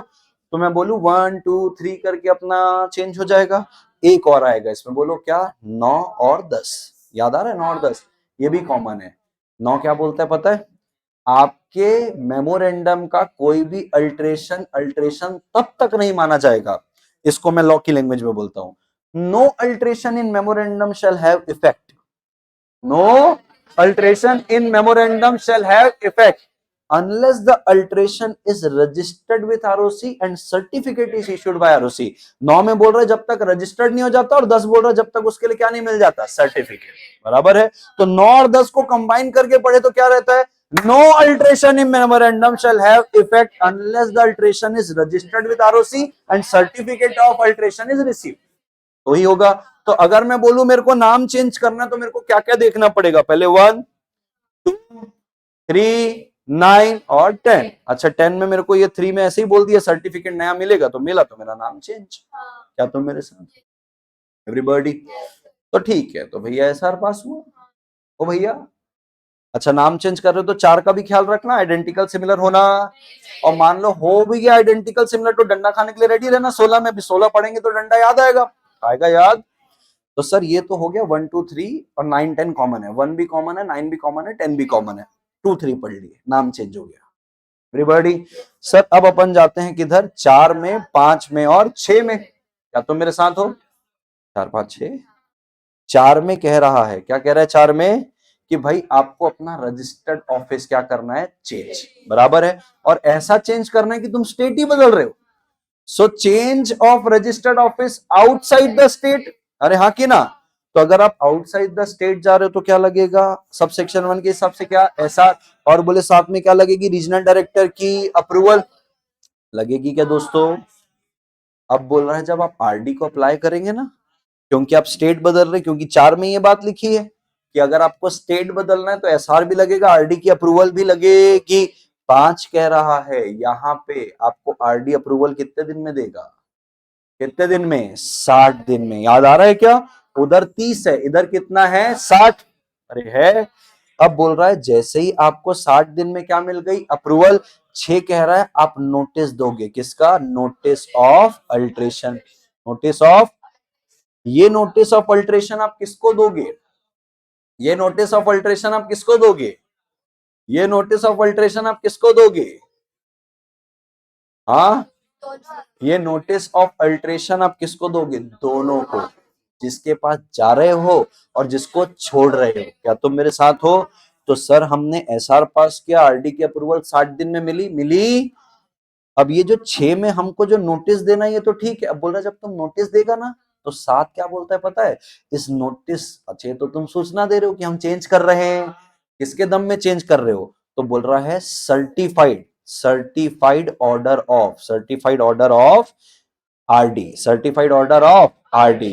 तो जब आप नोटिस दोगे ना 6 में, तो 7 कह रहा है उसके साथ सर्टिफाइड कॉपी भी क्या कर देना, अटैच, पुराने वाले को भी देना, नए वाले को भी देना। इसको बाय बाय बोलना, इसको हाय बोलना, everybody.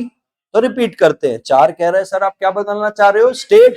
So if a company wants to change its registered office outside the state, अरे हाँ कि ना, it need to pass an SR and along with the approval of RD, so company needs to apply to RD and take approval। RD approval देगा application से 60 दिन में। अब बोले जब 60 दिन में वो अप्रूवल देगा तो आपको इसकी नोटिस देना है अल्ट्रेशन का, किसको, नए और दोनों। और जब नोटिस दोगे ना, नोटिस के साथ ये RD की जो ऑर्डर की कॉपी आई है ना, उसका सर्टिफाइड कॉपी क्या कर देना, अटैच, दोनों को बता दिए, हो गया चेंज। अब देखो 4 हुआ, 5 हुआ, 6 हुआ और क्या हो गया, 7। 6 में बोला नोटिस देना और 7 में बोला वो नोटिस के साथ सर्टिफाइड कॉपी भी क्या कर देना, अटैच, और दोनों को देना। तो मैं कह सकता हूं 4 5 6 7 में रजिस्टर्ड ऑफिस स्टेट के बाहर अल्टर हो गया, एवरीबॉडी। तो 4 में बोल रहा है एसआर और आरडी की अप्रूवल, 5 में बता रहा है कितने समय में आरडी अप्रूवल देगा, 6 में बोला इस बात का नोटिस देना और 7 में बोला नोटिस के साथ सर्टिफाइड कॉपी अटैच और दोनों को बता देना। यहाँ पे आपका अल्टर होने वाला, 9 में आरओसी को रजिस्टर करेगा, 10 में आपको सर्टिफिकेट देगा और आपका आर्टिकल, सॉरी, मेमोरेंडम का रजिस्टर्ड ऑफिस क्या हो जाएगा, अल्टर। अब एक ही क्लॉज बचता है अपने जीवन में, क्लॉज नंबर 8। 8 कहता है अल्टरेशन इन ऑब्जेक्ट क्लॉज, जिसको हम चेंज इन ऑब्जेक्ट क्लॉज भी बोल सकते हैं। जो चेंज इन क्या है, ऑब्जेक्ट क्लॉज। क्या तुम मेरे साथ हो? तो जो चेंज इन ऑब्जेक्ट क्लॉज है, थोड़ा बातचीत कम करो, सुनना, इस पे 2 बातें, कितनी बातें, एक तो ऐसा है कि आपने प्रोस्पेक्टस इशू किया हुआ है। सो if a company has issued prospectus and raised money from public and the amount remain unutilized and now company wants to change its object, सिर्फ एसआर से काम चलने वाला। एसआर के साथ साथ आपको पब्लिकेशन करना पड़ेगा, क्या करना पड़ेगा, पब्लिकेशन किसका, एडवर्टाइजमेंट का, newspaper, English language English newspaper, vernacular language vernacular newspaper, having circulation in the place where the registered office of the company is situated। क्या दोगे न्यूज़पेपर में, जस्टिफिकेशन। नोटिस भी दोगे कि बदल रहे हैं, जस्टिफिकेशन दोगे कि क्यों बदल रहे हो, पैसे तो लिए थे सीसीटीवी कैमरे में लगाएंगे बोल के, तो बोले वो चाइना वाला डम कर दे रहा है सीसीटीवी कैमरा, अब हम आपके पैसे को मोबाइल ऐप डेवलपमेंट में लगा रहे हैं, जो बचा हुआ है ना वो भी डूब जाएगा नहीं तो बोले नहीं नहीं हमको नहीं लगाना, तो एग्जिट। जो एग्री नहीं कर रहा है उसको क्या, एग्जिट अपॉर्चुनिटी। कौन देगा एग्जिट अपॉर्चुनिटी, ये जो कंट्रोलिंग शेयर होल्डर है ना मोटे मोटे वाले वो, बराबर। तो एसआर भी लगेगा, पब्लिकेशन भी लगेगा, पब्लिकेशन में जस्टिफिकेशन भी लगेगा, लगेगा। सर प्राइवेट कंपनी, हम पब्लिक से पैसा कैसे लेंगे, प्रोस्पेक्टस इश्यू नहीं कर सकते। प्राइवेट कंपनी हो, पब्लिक से पैसा आया ही नहीं है तो अनयूटिलाइज की बात ही नहीं आती, आपस का पैसा लगा है, आपस के डिसाइड कर लिया, एसआर पास करो, जय माता दी, लेट्स रॉक करो। अरे हाँ, अरे चलो आप पब्लिक कंपनी हो, प्रोस्पेक्टस इश्यू किया था, सीसीटीवी कैमरा का बोला था, मैन्युफैक्चर किया था, पूरा पैसा लगा दी, डूब गया, बचा कुछ नहीं है, लग के डूब गया। अब बोले अभी दोबारा इसमें लगाना नहीं है, अब चेंज करना चाह रहे हैं, तो अब कुछ बचा है क्या, एसआर करो, जय माता दी, लेट्स रॉक करो। पब्लिकेशन करना तब है जब वो बचे हुए पैसे को कहीं और लगाना चाहते हो, और लॉजिक बड़ा क्लियर है, तुमने बताया लगाएंगे यहां, अब लगा कहीं और, तो पेपरबाजी करनी है, समझ पा रहे हो, लॉजिक क्लियर है। तो सर वही सर 8 में अगर करना है एसआर पब्लिकेशन, 9 में रजिस्टर, 10 में सर्टिफिकेट, ऑब्जेक्ट हो गया चेंज, हो गया तेरा। अरे हुआ ना। तो 1 में क्या हुआ, एसआर, 2 में नाम चेंज, 3 में नए नाम से सर्टिफिकेट, 4 में स्टेट बदल रहा है, 5 में टाइम लिमिट है आरडी का, 6 में नोटिस है, 7 में सर्टिफाइड ऑर्डर है, 8 में ऑब्जेक्ट चेंज हो रहा है, 9 में रजिस्टर हो रहा है, 10 में सर्टिफिकेट मिल रहा है। हम बढ़िया कर लिया यार तुम, बड़ा तेरा हुआ। 13 के बाद अपने पास क्या है, 14 कह रहा है अल्ट्रेशन ऑफ आर्टिकल, बोले कैसा भी अल्ट्रेशन करना है एसआर लगेगा, क्या लगेगा, चाहे तुम प्राइवेट से पब्लिक जाओ, प्राइवेट से, तो प्राइवेट से जब पब्लिक जाओगे तो सेक्शन 2 क्लॉज 68 की जो लिमिटेशन और रिस्ट्रिक्शन है उसको हटाना पड़ेगा, एसआर पास करो हटा दो। लेकिन अगर आप पब्लिक से प्राइवेट जा रहे हो तो आपको रिस्ट्रिक्शन ऐड करनी पड़ेगी, एसआर लगेगा। बोले लेकिन पब्लिक से जब प्राइवेट जा रहे हो तो सिर्फ एसआर से काम चलने वाला, गांव वालों का पैसा ले लिया और बोले अब जा रहे हैं प्राइवेट। इस केस में अगर आपको सेक्शन 2 क्लॉज 68 के रिस्ट्रिक्शन और लिमिटेशन डालने हैं, पब्लिक से जब कहां जा रहे हो, प्राइवेट, पब्लिक से कहां जा रहे हो, सीजी की अप्रूवल भी लगेगी। आपने चेंज किया, वहां से 15 दिन के अंदर आरओसी को एमजीटी 14 में बताना है, आरओसी उसको रजिस्टर कर लेगा, हो गया आर्टिकल अल्टर, एवरीबॉडी। तो 13 हुआ, 14 हो गया, 15 बोल रहा है कि भैया जितने अल्ट्रेशन तुमने किए हैं ना, alteration to be noted in MOA और एओए, जितनी कॉपी तुमने बिना अल्ट्रेशन के इशू की है, हर कॉपी का 1000 रुपए का पेनाल्टी है।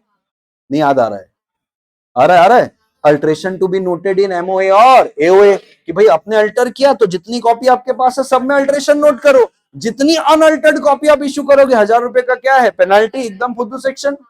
मेन तो 16 है, 16 के अंदर 1 है और 1 के अंदर भी ए है, और फिर 1 के अंदर भी क्या है, बी है, फिर 2 है, फिर क्या है, 3 है, एक नंबर सेक्शन है ये, इसके ऊपर क्वेश्चन आएगा मेरे को ऐसा लगता है, पूछो क्यों।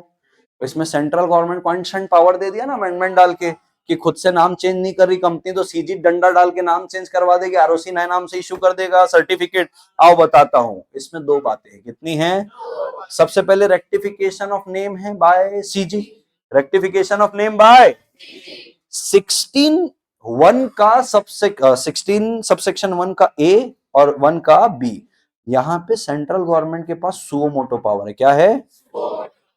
So if the central government is of the opinion, if that the company is got registered, अब वो रजिस्टर्ड होगी या तो अपने पहले इनकॉर्पोरेशन में और by changing its name. So if the company got registered on its first registration or by changing its existing name with the name which is already registered, previously company registered के नाम के साथ identical है और क्या है, similar. So if the central government is of the opinion that the company got registered with the name of the company with the name which is identical and similar with the already registered company, previously registered company, अरे हाँ कि ना, central government direct करेगा, क्या करेगा, direct करेगा किसको, company को, कि कंपनी तुम अपना नाम को क्या करो, चेंज। कंपनी बोलेगी एसआर पास करना पड़ेगा, मना करेंगे, बोले नहीं ओआर, 16 में ओआर है, जब सीजी का ऑर्डर है तो क्या है, ओआर, क्या याद आ रहा है, ये हो गया सुओ मोटो, अपनी मर्जी से सेंट्रल गवर्नमेंट क्या कर सकती है, चेंज सकती है।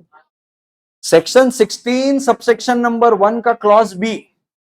अब सेंट्रल गवर्नमेंट को जाग नहीं आ रहा है, कोई रजिस्टर्ड प्रोप्राइटर है, उसका ट्रेडमार्क है, वो रजिस्टर्ड है, वो जाके अप्लाई कर रहा है CG, that company got registered with the name which is identical और सिमिलर टू माय ट्रेडमार्क।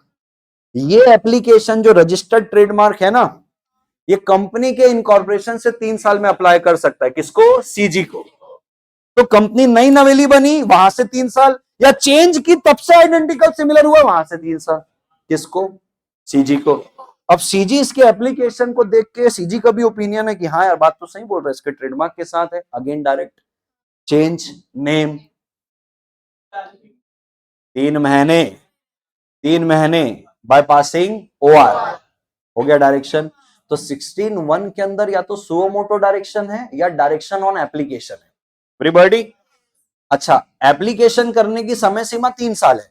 आपको मैंने क्वेश्चन कराया था कि 3 साल बीत गया, टैक्समैन करके एक रजिस्टर्ड ट्रेडमार्क था, 5 साल बाद उसको पता चला, तो अब क्या होगा? क्या कंपनी को बाउंड कर सकता है? बोले नहीं, रिक्वेस्ट कर सकता है। क्या कर सकता है? और कंपनी अपनी मर्जी से चाहे तो नाम चेंज कर सकती है।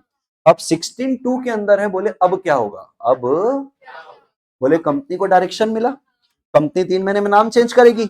अब बोल रहा है सबसेक्शन 2 में जैसे ही कंपनी ने क्या किया, नाम change on direction of CG, नाम चेंज करने के 15 दिन में कंपनी आरओसी को बताएगी ऑर्डर के साथ, क्यों ना सीजी का ऑर्डर आया था नाम चेंज की, देख ऑर्डर की कॉपी है, नए नाम से सर्टिफिकेट दे दे। आरओसी 30 दिन में सर्टिफिकेट दे देगा नया। तीसरा कहता है साला तुम बाहुबली बन रहे हो, तुमको 1 के अंदर डायरेक्शन मिला, तुम 3 महीने में नाम change, CG will issue a new name, ROC will issue a certificate with new name given by CG। ये एक पनिशमेंट है। क्या है? लेकिन इसका ये मतलब नहीं कि कंपनी अब अपना नाम नहीं चूज कर सकती। लेकिन ये पनिशमेंट कैसी पता है? तुम सोचो तुम्हारे कंपनी का नाम 2 बार 3 बार चेंज ही होते जा रहा है, जनता समझ जाएगी 21 दिन में डबल करने वाली कंपनी है, आपके रिलायबिलिटी के ऊपर डाउट क्रिएट हो जाएगा। तो ये पनिशमेंट जो है, ये फाइनेंशियल पनिशमेंट नहीं है, ये क्रेडिबिलिटी वाला पनिशमेंट है कि भाई ऐसा ही होगा। अगर तो कोई भी कंपनी ऐसा कभी नहीं चाहेगी कि कोई भी नाम जो सीजी दे रही उसके नाम से आ जाए। बरोबर है? तो 3 में कह रहा है if a company fails to comply the direction of the central government issued under subsection number 1, the central government may issue name on his own and ROC will issue a certificate, new certificate with new name. However, a company may change this name as well by filing what? अब उसको जाना पड़ेगा 4 का याद आ रहा है, apply करना पड़ता है नाम के लिए। अब यहाँ पे SR पास करना पड़ेगा। कितना तकलीफ होगी अब नाम चेंज करने में, समझ पा रहे हो? क्योंकि जब पहले कर रहे थे तो OR से कर सकते थे, अब सीजी ने नाम दे दिया तो तुमको क्या करना पड़ेगा? SR 13 फॉलो करना पड़ेगा आपको। समझ पा रहे हो? तो ये हो गया सेक्शन नंबर क्या? 16। तो 16(1)A में सुओ मोटो, 16(1)B में एप्लीकेशन। एप्लीकेशन का टाइम 3 महीने, डायरेक्शन देंगे 3 महीने में, OR पास करके चेंज करना है। जब से आपने चेंज किया वहां से 15 दिन में ROC को बताओगे, ROC वहां से 30 दिन में नया सर्टिफिकेट देगा। नहीं कंप्लाई किए, सीजी खुद से नाम देगा, ROC वही सर्टिफिकेट दे देगा, बाद में आप चेंज करते बैठिएगा। हाँ, अब आता है सेक्शन नंबर कौन सा? 16 के बाद क्या आता है? 17 बोल रहा है जो जो मेंबर रिक्वेस्ट कर रहे हैं एमओए और एओए के लिए दे दो 7 दिन में। अरे हाँ कि ना? एमओए और एओए और other document shall be furnished to member within 7 days of request. 18 बोल रहा है कि भैया अब ना आप कंपनी को क्या करना चाह रहे हो? कन्वर्ट चाहते हो, कन्वर्ट करना।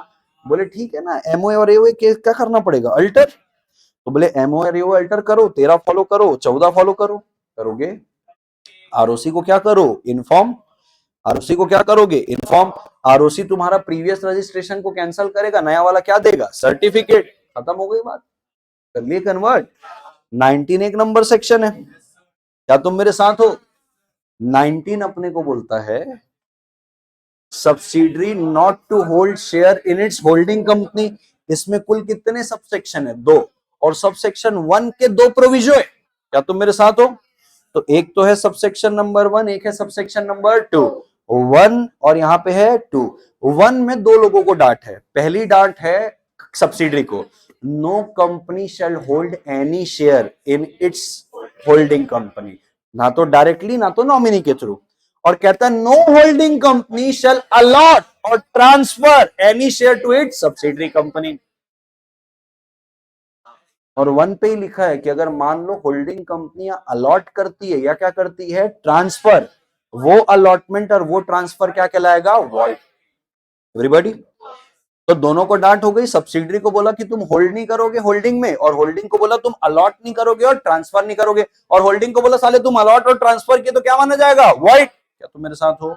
लेकिन इसका पहला प्रोविजो क्या कहता है कि कुछ एक्सेप्शन है। क्या है एक्सेप्शन? अपने को ये बोलता है कि सब्सिडरी में hold share as legal representative of deceased member. Everybody, subsidiary में hold share as legal representative of deceased member.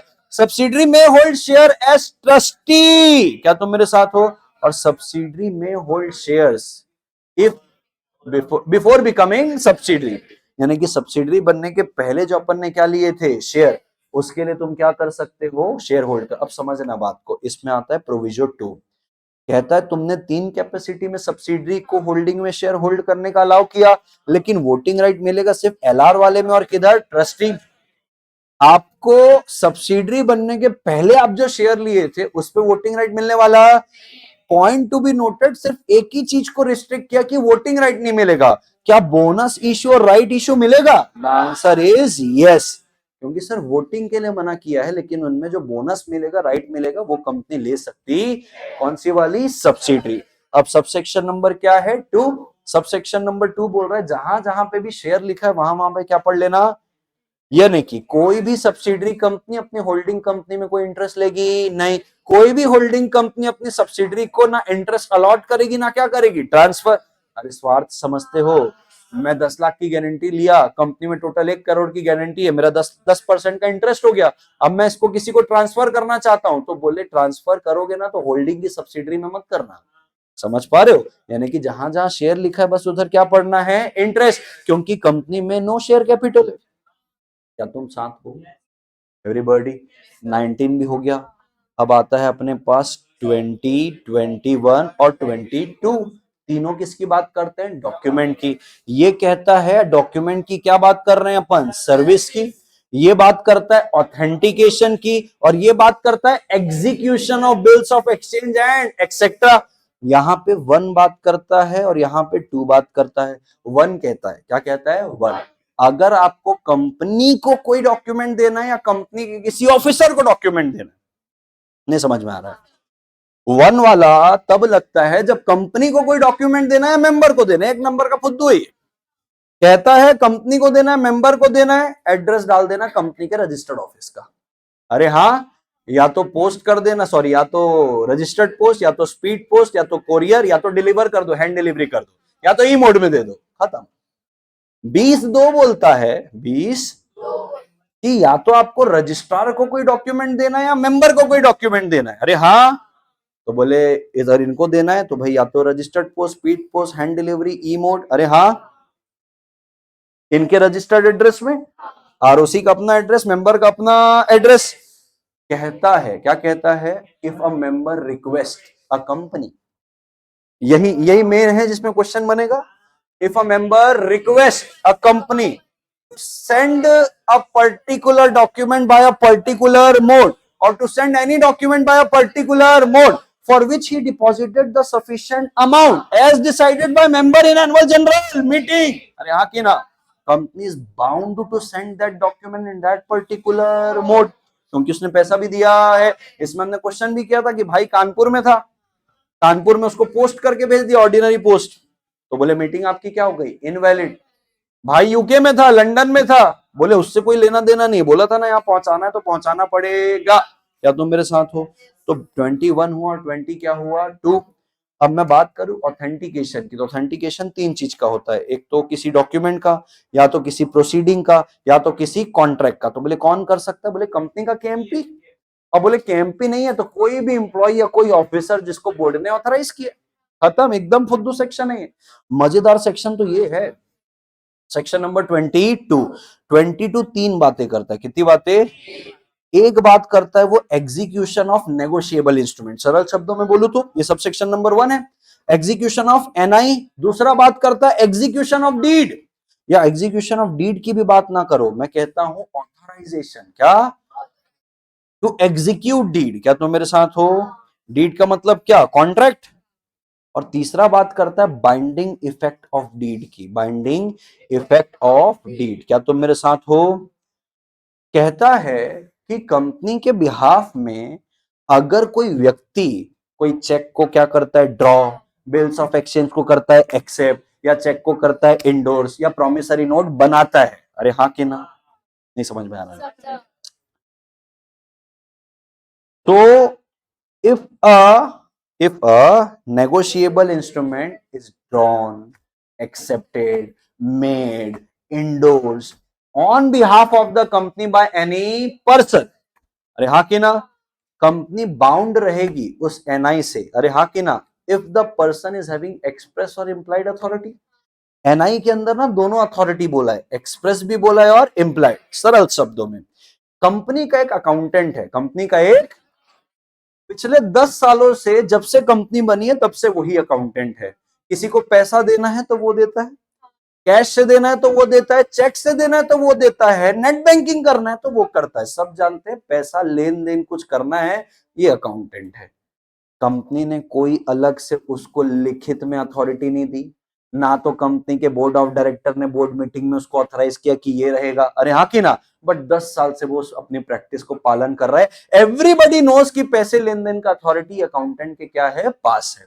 अगर वो अकाउंटेंट कंपनी के बिहाफ में कोई चेक ड्रॉ करे, कोई चेक को इंडोर्स करे, प्रॉमिसरी नोट को मेक करे, किसी चेक को इंडोर्स करे, अरे हाँ कि ना, सो if a person in his express or implied authority make, draw, accept, endorse any negotiable instrument on behalf of the company is bound by such negotiable instrument। भले लिखित में कोई अथॉरिटी नहीं है, लेकिन अगर मैं बात करूं डीड की, किसकी बात करूं, सो a company may authorize, a company may any person, a company may authorize as its attorney, as its, may authorize any person as its attorney। Attorney मतलब कंपनी के बिहाफ में हम तेरे को ऑथराइज करते हैं, तो हमारे कंपनी का रिप्रेजेंटेटिव है, अटॉर्नी। अटॉर्नी मतलब तू डीड एग्जीक्यूट कर सकता है, अरे हाँ कि ना। A company may authorise any person as its attorney to execute deeds, everybody, to execute. और वो डीड चाहे इंडिया में हो चाहे आउटसाइड इंडिया में हो। तो बोले सर ये समझ में आ गया, ऑथराइज कैसे करेंगे ये बताओ। तो बोले इसमें ऑथराइज करने के 3 तरीके हैं। बोले राइटिंग में होगा पहली बात, तो इसमें होगा कॉमन सील लगा के। यहाँ पे सीएस का मतलब कॉमन सील है, एक सीएस और लिखूंगा उसका मतलब कंपनी सेक्रेटरी होगा, बरोबर। तो बोले राइटिंग में करना है, कॉमन सील लगा देना, लिख देना कि भैया सौम्या पाटिल है, ये हमारी अर्जुन छाबड़ा ट्यूटोरियल लिमिटेड के बिहाफ में डीड एग्जीक्यूट करेगी, इसका साइन और कंपनी का कॉमन सील हो गया। अब आप डीड करो, कंपनी बाउंड रहेगी, बरोबर। सर कंपनी का कॉमन सील नहीं है, तो बोले कोई बात नहीं, एक डायरेक्टर और एक सीएस, कॉमन सील नहीं है तो। कहता सर सीएस भी नहीं है, तो बोले 2 डायरेक्टर जहां पे ना सीएस है ना तो कॉमन सील है, बराबर। मैंने तुमको ना इसके ऊपर एक क्वेश्चन कराया था, पराग कंस्ट्रक्शन वाला, याद आ रहा है? और तुमको मैं 1 में घुमा दिया था। 1 में क्योंकि इंप्लाइड अथॉरिटी भी और एक्सप्रेस भी है, उसमें लिखा था पराग कंस्ट्रक्शन करके कंपनी है, उसका एक डायरेक्टर है पराग, उसके पास इंप्लाइड अथॉरिटी है पिछले 10 सालों से डीड एग्जीक्यूट करने का। तुम डीड ही खा गए थे, क्योंकि implied authority bills of exchange और एनआई के लिए, डीड के लिए तो एक्सप्रेस अथॉरिटी चाहिए, वो भी लिखित में। तो तुम पढ़े सब पूरा, और बोले वो ना एक लोकल फिरोज भाई के साथ कॉन्ट्रैक्ट में एंटर करता है, याद आ रहा है कुछ? फिरोज भाई के साथ कॉन्ट्रैक्ट में एंटर करता है पार्टनरशिप में, बाद में लाइबिलिटी आती है तो कंपनी फिरोज भाई को डिनाई कर देती है कि भैया ये पराग को कोई अथॉरिटी नहीं है, तो बताओ लाइबल रहेगा क्या। तो तुमने उसको क्या किया, 20:1 पढ़ लिया, बोले नहीं सर इंप्लाइड अथॉरिटी था लाइबल, तो एनआई थोड़ी है ये क्या है, डीड। तो उसको कोई एक्सप्रेस अथॉरिटी तो थी नहीं, कंपनी में इंप्लाइड बताया, और इसके लिए क्या चाहिए, एक्सप्रेस। तो सब सेक्शन 3 बोलता है, क्या बोलता है, 3। बोले कंपनी डीड से बाउंड तब होती है जब वो डीड एंटर किया जाता है एक्सप्रेस अटॉर्नी के द्वारा। तो वो एक्सप्रेस अटॉर्नी था नहीं तो बाउंड नहीं है, यानी कि वो क्या हो जाता है, वॉइड। तो 3 में यही बोला है कि डीड बाइंडिंग तभी होगी जब अटॉर्नी क्या होगा, ऑथराइज्ड होगा। अगर ऑथराइज नहीं है तो बात ही नहीं है। तो ये क्लियर रखना कि जो एनआई है, क्या है एनआई, एनआई में एक्सप्रेस और इंप्लाइड अथॉरिटी चलती है, लेकिन डीड एग्जीक्यूट करने के लिए अटॉर्नी को हमेशा एक्सप्रेस अथॉरिटी लगेगी राइटिंग में, या तो कॉमन सील, या तो 2 डायरेक्टर, या तो 1 डायरेक्टर और सीएस। कॉमन सील है तो कॉमन सील लगानी पड़ेगी, फिर ना डायरेक्टर चाहिए ना सीएस चाहिए। सर कॉमन सील नहीं है तो सीएस है, तो बोले हाँ है, तो बोले 1 डायरेक्टर और सीएस, बोले सीएस भी नहीं है सील भी नहीं है तो 2 डायरेक्टर। समझ पा रहे हो, क्वेश्चन आ सकता है इसमें, समझ पा रहे हो, एंड दैट्स ऑल। सेक्शन 1 से ले 3 से लेके 22 बरोबर है। 7 मैंने पढ़ाया नहीं, बहुत पांचट है वो, उसको पढ़ाता तो तुम बोर हो जाते। ठीक है, उसको तुम खुद ही देखना, सुनना एक बार सेक्शन रिपीट कर। सेक्शन नंबर 3, मेरी बात सुनो, इधर रास्ते में तेरा नाश्ता। सेक्शन नंबर 3 मैंने एकदम टाइम देख के मंगाया है, जहां सब रिवीजन हो जाएगा उसके बाद ही आएगा। सेक्शन नंबर 3, 11:15 बोला है, 11:15 बोला है। सेक्शन नंबर 3, सेक्शन नंबर 3 क्या है, formation of company. Section number 4 memorandum of association. 5 entrenchment clause, सीधा article of association. Overriding effect section 6। 7 incorporation of company, formation of company for charitable object 8। 9 is effect of registration. 10 is effect of registration of MO and AOA. 11 omitted है। 10 ए की अगर बात करें, declaration, क्या है declaration, किसके द्वारा, डायरेक्टर के द्वारा। तो जब तक डिक्लेरेशन नहीं होगा तब तक ना बिजनेस कमेंस होगा, ना तो क्या एक्सरसाइज होगा, बोरोइंग पावर। क्या तुम मेरे साथ हो। 12 में रजिस्टर्ड ऑफिस, 13 में लय में बोलो, 13 में अल्ट्रेशन ऑफ एमओए, 14 में अल्ट्रेशन ऑफ एओए, 15। तुम 15 हमेशा भूलते हो। Alteration to be noted in MOA और AOA. 16 rectification of name by CG. 17 15 में अल्टर्ड है ना राजा। 17 में है furnish MOA, OA और what ever document required by member within 7 days। Copy furnish करनी है 7 दिन में, कहां डिलीवर हो जाएगा। तो 17 में अल्टर्ड बोला ना राजा, 17 में अल्टर्ड कॉपी थोड़ी मांग रहा है, वो सिर्फ कॉपी मांग रहा है। अल्टर्ड कॉपी 15 में है कि जो भी अल्टरेशन हुआ है अपने को एमओ और एओए में नोट करना है। 17 ये बोल रहा है कि अगर किसी मेंबर को एमओए एओए अगर कोई एग्रीमेंट चाहिए वो रिक्वेस्ट करेगा तो 7 दिन में फर्निश करना। अरे हाँ, अब अल्टर हो गई होगी तब तक तो अल्टर वाली दोगे, अल्टर नहीं होगी तो नॉर्मल दोगे, बरोबर। 15 हुआ, 16 हुआ, 17 हुआ, अब जाते हैं किधर, 18। 18 अपने को कहता है कि भाई कन्वर्ट करना है कंपनी को, तो आर्टिकल और मेमोरेंडम अल्टर करोगे, सेक्शन 13 14 पास करके आरओसी को इंटीमेट करोगे, नया सर्टिफिकेट देगा तुमको। कुल मिला के 13 14 की बात किया इसने।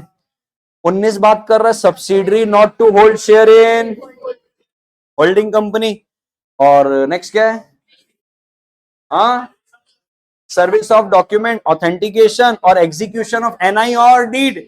तो 1 के अंदर मेंबर को, सॉरी कंपनी को और ऑफिसर को बोला है, 2 के अंदर रजिस्ट्रार और मेंबर को बोला है, 21 में ऑथेंटिकेशन है, 22 में एग्जीक्यूशन ऑफ एनआई और डीड।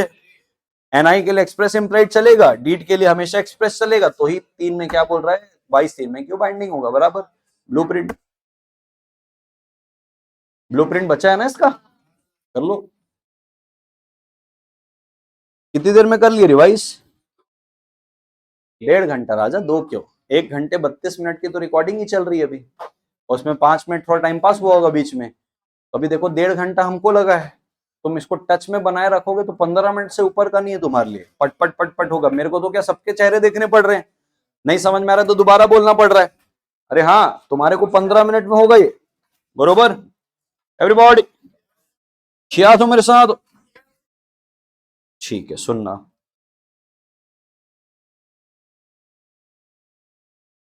क्या हुआ,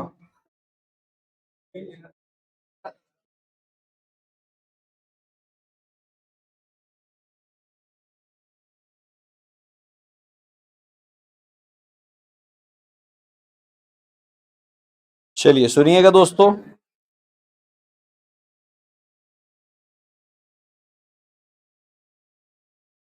करें शुरू। कितने कैटेगरी बनाओगे आप? 4 बनाओ। 4 भी नहीं, 5 बनाओ। 5 बनाओ। बताता हूँ ना, बनाओ तो सही, फिर सब बताऊंगा क्या पढ़ना है। 5 कैटेगरी बनाओ। पहली कैटेगरी सबसे इंपॉर्टेंट, दूसरी थोड़ी कम, तीसरी थोड़ी कम, चौथी थोड़ी कम, पांचवी थोड़ी कम। कुल मिला के चौथी पांचवी को सूंघ के छोड़ना है, ऐसा है।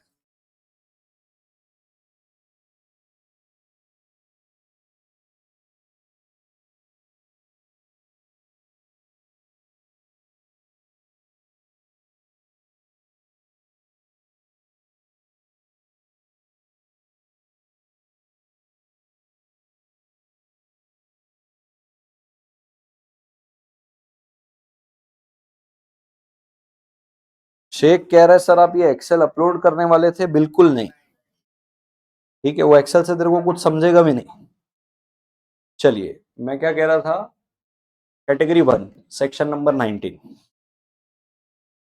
कैटेगरी 1 में क्या आएगा? Section number 19।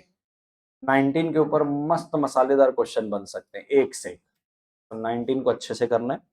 कैटेगरी 2 में चले जाओ सीधा। 2 में चले जाओगे तो लिखना सेक्शन 8 और ओपीसी का रूल नंबर 3, मतलब सेक्शन 3 प्लस रूल 3। सेक्शन 8 और ओपीसी का सेक्शन 3 प्लस रूल 3 बराबर। तीसरी कैटेगरी में चले जाओ, सेक्शन 20 और 22। 20 में सर्विस ऑफ डॉक्यूमेंट का भी, 20 में कौन सा 22 इंपॉर्टेंट है, 20 सब सेक्शन 2 जिसमें वो अलग से रिक्वेस्ट करता है, क्वेश्चन बनेगा तो उस पर ही बनेगा। और एक अपना 22 एग्जीक्यूशन ऑफ डीड में ऐसे ही घुमा सकता है आपको, या तो बता देगा ऑथराइज कैसे करना है उसमें घुमा सकता है, या तो नहीं ऑथराइज और बता दिया एंटर कर लिया वो। चौथे में चले जाना, बोलू दोस्तों, सेक्शन नंबर 13, 13A और 16। 13 में भी मैं 13 में भी मैं जो बताना चाहता हूं दोस्तों, थर्ड कैटेगरी आ जाइए, हाँ सॉरी फोर्थ कैटेगरी, फोर्थ 13, 16 और 3A, 13, 16 और 3A। हाँ, 13 हुआ, 16 हुआ और 3A हुआ। 13 बोल दिया तो एडजस्ट कर लो थोड़ा सा, तो 13 हुआ, 16 हुआ और 3A हुआ, बरोबर है। ठीक है, ठीक है। अब लास्ट में आप जाना, लास्ट में आप जाना और वहां पे आप लिखना आपका ऑर्डर ऑफ ट्राइब्यूनल सेक्शन 7(7) में, वो जो ऑर्डर आता है ना ट्राइब्यूनल का कि गलत जानकारी देके आपने इनकॉर्पोरेट किया, सेक्शन 7(7), सेक्शन 5 इंट्रेंचमेंट का। ऑल्दो अच्छा क्वेश्चन है वो इंट्रेंचमेंट का, बट आज तक एग्जाम में पूछा नहीं, इसलिए 5वीं कैटेगरी में डाल रहा हूँ। और एक प्रमोटर के ऊपर लिख लो, प्रमोटर का एक क्वेश्चन मैं आपको कराऊंगा, प्रमोटर सेक्शन 2+69 करके। ठीक है, अब ये कैटेगरी हो गई। अब मैं आपको बोल देता हूँ इसमें पढ़ना क्या है, लॉजिकली समझना। सेक्शन 3 है, जो पूछेगा 3 में घुमैया घुमैया जो करेगा ओपीसी में, कौन सी घुमैया करेगा?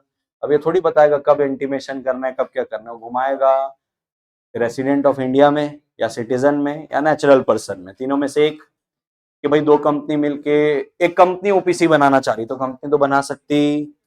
ए भाई सुनो ना थोड़ा सा, फिर या तो घुमाएगा उसमें कि भाई एक ओपीसी में और एक ओपीसी में नॉमिनी, एक ओपीसी में मेंबर है, क्या होगा जो अपन ने किया हुआ है ना राजा किंग वाला क्वेश्चन, याद आ रहा है? नहीं याद आ रहा है? ठीक है, या तो माइनर के ऊपर घुमाएगा, तो जो घुमाएगा उससे ही रूल में ही घुमाएगा, सेक्शन में तो घूमने जैसा कुछ है ही नहीं। तो जो रूल में भी घुमाएगा तो रूल में किस में घुमाएगा, 1 में, 2 में, 3 में। 1 में क्या है एलिजिबिलिटी, 2 में क्या है रूल नंबर 3 का सब रूल नंबर जो 2 है वो बोल रहा है कि भैया एक व्यक्ति एक ही मेंबर, एक ही जगह मेंबर, एक ही जगह ओपीसी। और 3 में बोल रहा है दोनों जगह हो जाएगा तो 180 डेज में। 4, 5, 6 में है ही क्या, माइनर बनेगा नहीं और ये इसमें तो कुछ होगा नहीं, तो जो होगा इसी 3 में होना है खेल। स्मार्ट हो गया, चीजें क्लियर होते जा रही है कि भाई अपने को ख्याल रखना है। अब अगर मैं जाता हूं 3A में, बराबर, आज तक जिसके ऊपर कोई क्वेश्चन पूछा नहीं है, 3A के ऊपर कोई क्वेश्चन पूछा है क्या, देखो तो मैं, हाँ 3A के ऊपर भी क्वेश्चन पूछा नहीं, लेकिन मसाले तो उसमें भी जबरदस्त बन सकते हैं। अच्छा 3A को भी आप एग्जाम के समय नहीं देख के जाओगे तो कोई गुना नहीं होने वाला है क्या, शुरू होते खत्म होता है। बस इतना ख्याल रखना कि 6 महीने की बाद वाली लाइबिलिटी देखनी है और उनके लिए देखनी है जो अवेयर है। यही 2 पॉइंट है, खत्म हो गई बात। यही 2 पॉइंट देखने। अब 4 में भी अपने को क्या इंपॉर्टेंट है, कुछ भी नहीं, सिर्फ यही देखना है आइडेंटिकल और सिमिलर नहीं होना है। तो नहीं भी पढ़ोगे तो कुछ गुना करोगे। ऐसे ही उठ के चले गए, मान लो कल मैं तुम्हारा टेस्ट ले रहा हूँ, 4 तुम नहीं पढ़े हो और एक जगह क्वेश्चन में लिखा है कि भैया नए नाम से इनकॉर्पोरेट हुई, आइडेंटिकल और सिमिलर है, तो नहीं समझ में आएगा क्योंकि तुमको थीम क्लियर हो चुकी है। अब तो 4 को जाने दो। 5 में 1 और 2 अपने कुछ काम का ही नहीं है, जो काम है 3 4 5। अब मैं कहता हूं आज छोड़ो, तुम सीधा अब जाओगे एग्जाम देने, कब पता है क्या, अगले साल। तो भी तुमको याद रहेगा इंट्रेंचमेंट क्लॉज में ना, अगर प्राइवेट कंपनी है तो सारे मेंबर, और वो है तो एसआर और एमजीटी 14, तो किए आगे बढ़े। मामला जहां गंभीर है ना वहां रुकने का है। जैसे थोड़ा सा 13 में रुक गए, थोड़ा सा 12-5 में रुक गए, हाँ 10A में थोड़ा रुक गए, है ना। 10A में तो पता नहीं आज तुम्हारा कहीं तुम्हारे को कुछ सूंघ गया था लगता है, समझ पा रहे हो।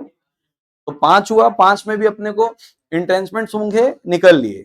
6 में क्वेश्चन बन सकता है, लेकिन क्वेश्चन बनेगा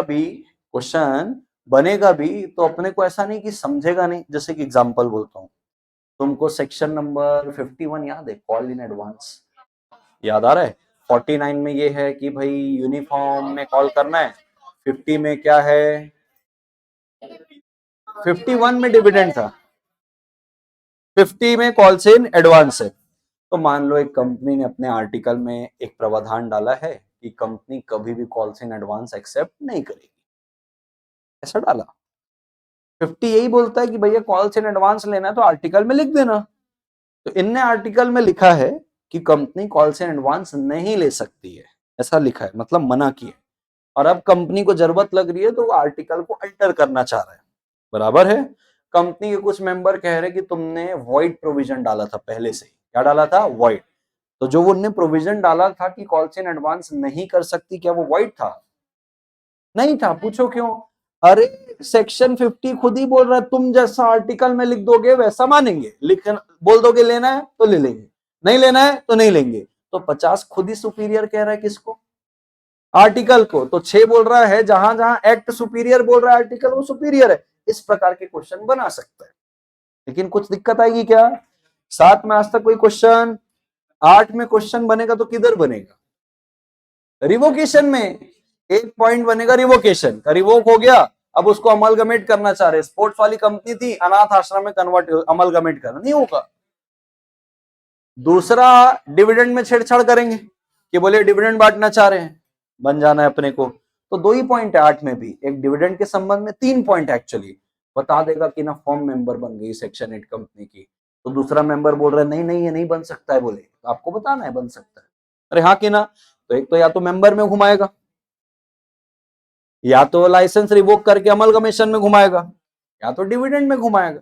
और है क्या घूमने के लिए उधर, कुछ घूमने के लिए नहीं है, किधर नहीं घुमा सकता वो। या तो ये बोल देगा कि कंपनी ने वाइंडिंग अप किया, सरप्लस बचा, अरे हाँ कि ना, तो सीजी खुद ले गई अपने घर, तो आपको बताना है खुद नहीं जा सकते। सेक्शन 8 कंपनी कोई होगी सिमिलर ऑब्जेक्ट, या तो उधर या तो आईबीसी, इतना ही है ना घूमने के लिए। और कितना घुमाएंगे, 8 हो गया। 9 में कुछ क्वेश्चन नहीं पूछने वाला, बोले तो फाउंडेशन से गाते आ रहे हैं, 10 भी जाने दो, 11 भी है ही नहीं, आता है 12। 12 में जो मसाला है वो 12/5 का, सिर्फ 12/5 का। किसका, 12/5, या तो आउटसाइड है या तो सिटी बदलने के जो रिस्ट्रिक्शन, तो 12/5 ये जो है 12/5 6 7 खत्म। अरे हाँ 13 तो अपने आप में भाई ब्रह्मास्त्र है, इसको छोड़ ही नहीं सकते। वो सब हो गया, 13 में कोई दिक्कत नहीं, 13 पूरा इंपॉर्टेंट है। 14 में क्या है ऐसा, और पब्लिक से प्राइवेट जा रहे हो तो सीजी का अप्रूवल, वैसे ही सूंघ के खत्म हो भी। 15 में कुछ नहीं है, क्या है 15 में, अल्ट्रेशन टू नोट करना है, जो अब दम आता है 16 में आता है, और क्वेश्चन बन सकता है 16 में, तो 16 इज अपने आप में इंपॉर्टेंट। 17 में कोई दम नहीं, 18 में कोई दम नहीं, पूरा दम 19 में, 20 21 22 में, 20 2 में दम है और 22 के 2 में दम है, समझ पा रहे हो।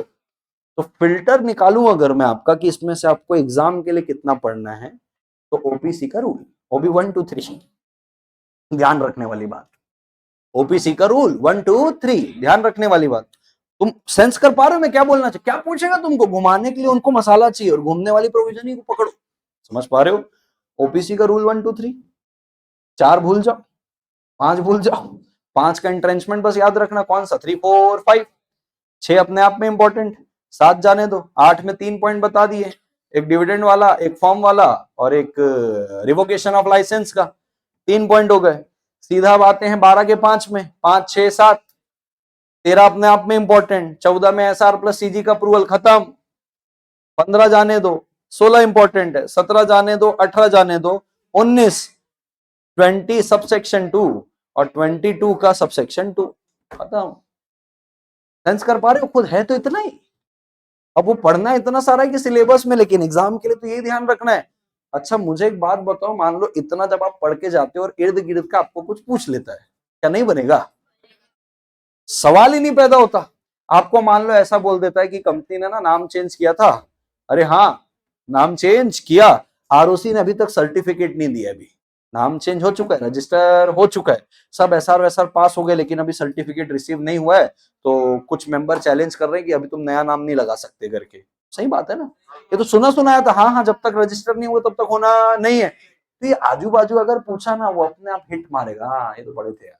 क्योंकि तुमने क्या पकड़ ली है? नस। जब एक बार नस अपने हाथ में आ गई ना, तो खून का प्रभाव कितना ज्यादा करना है, कम करना है, ये सब अपने हाथ में। समझ पा रहे हो क्या? दैट्स ऑल, चैप्टर नंबर 2 खत्म।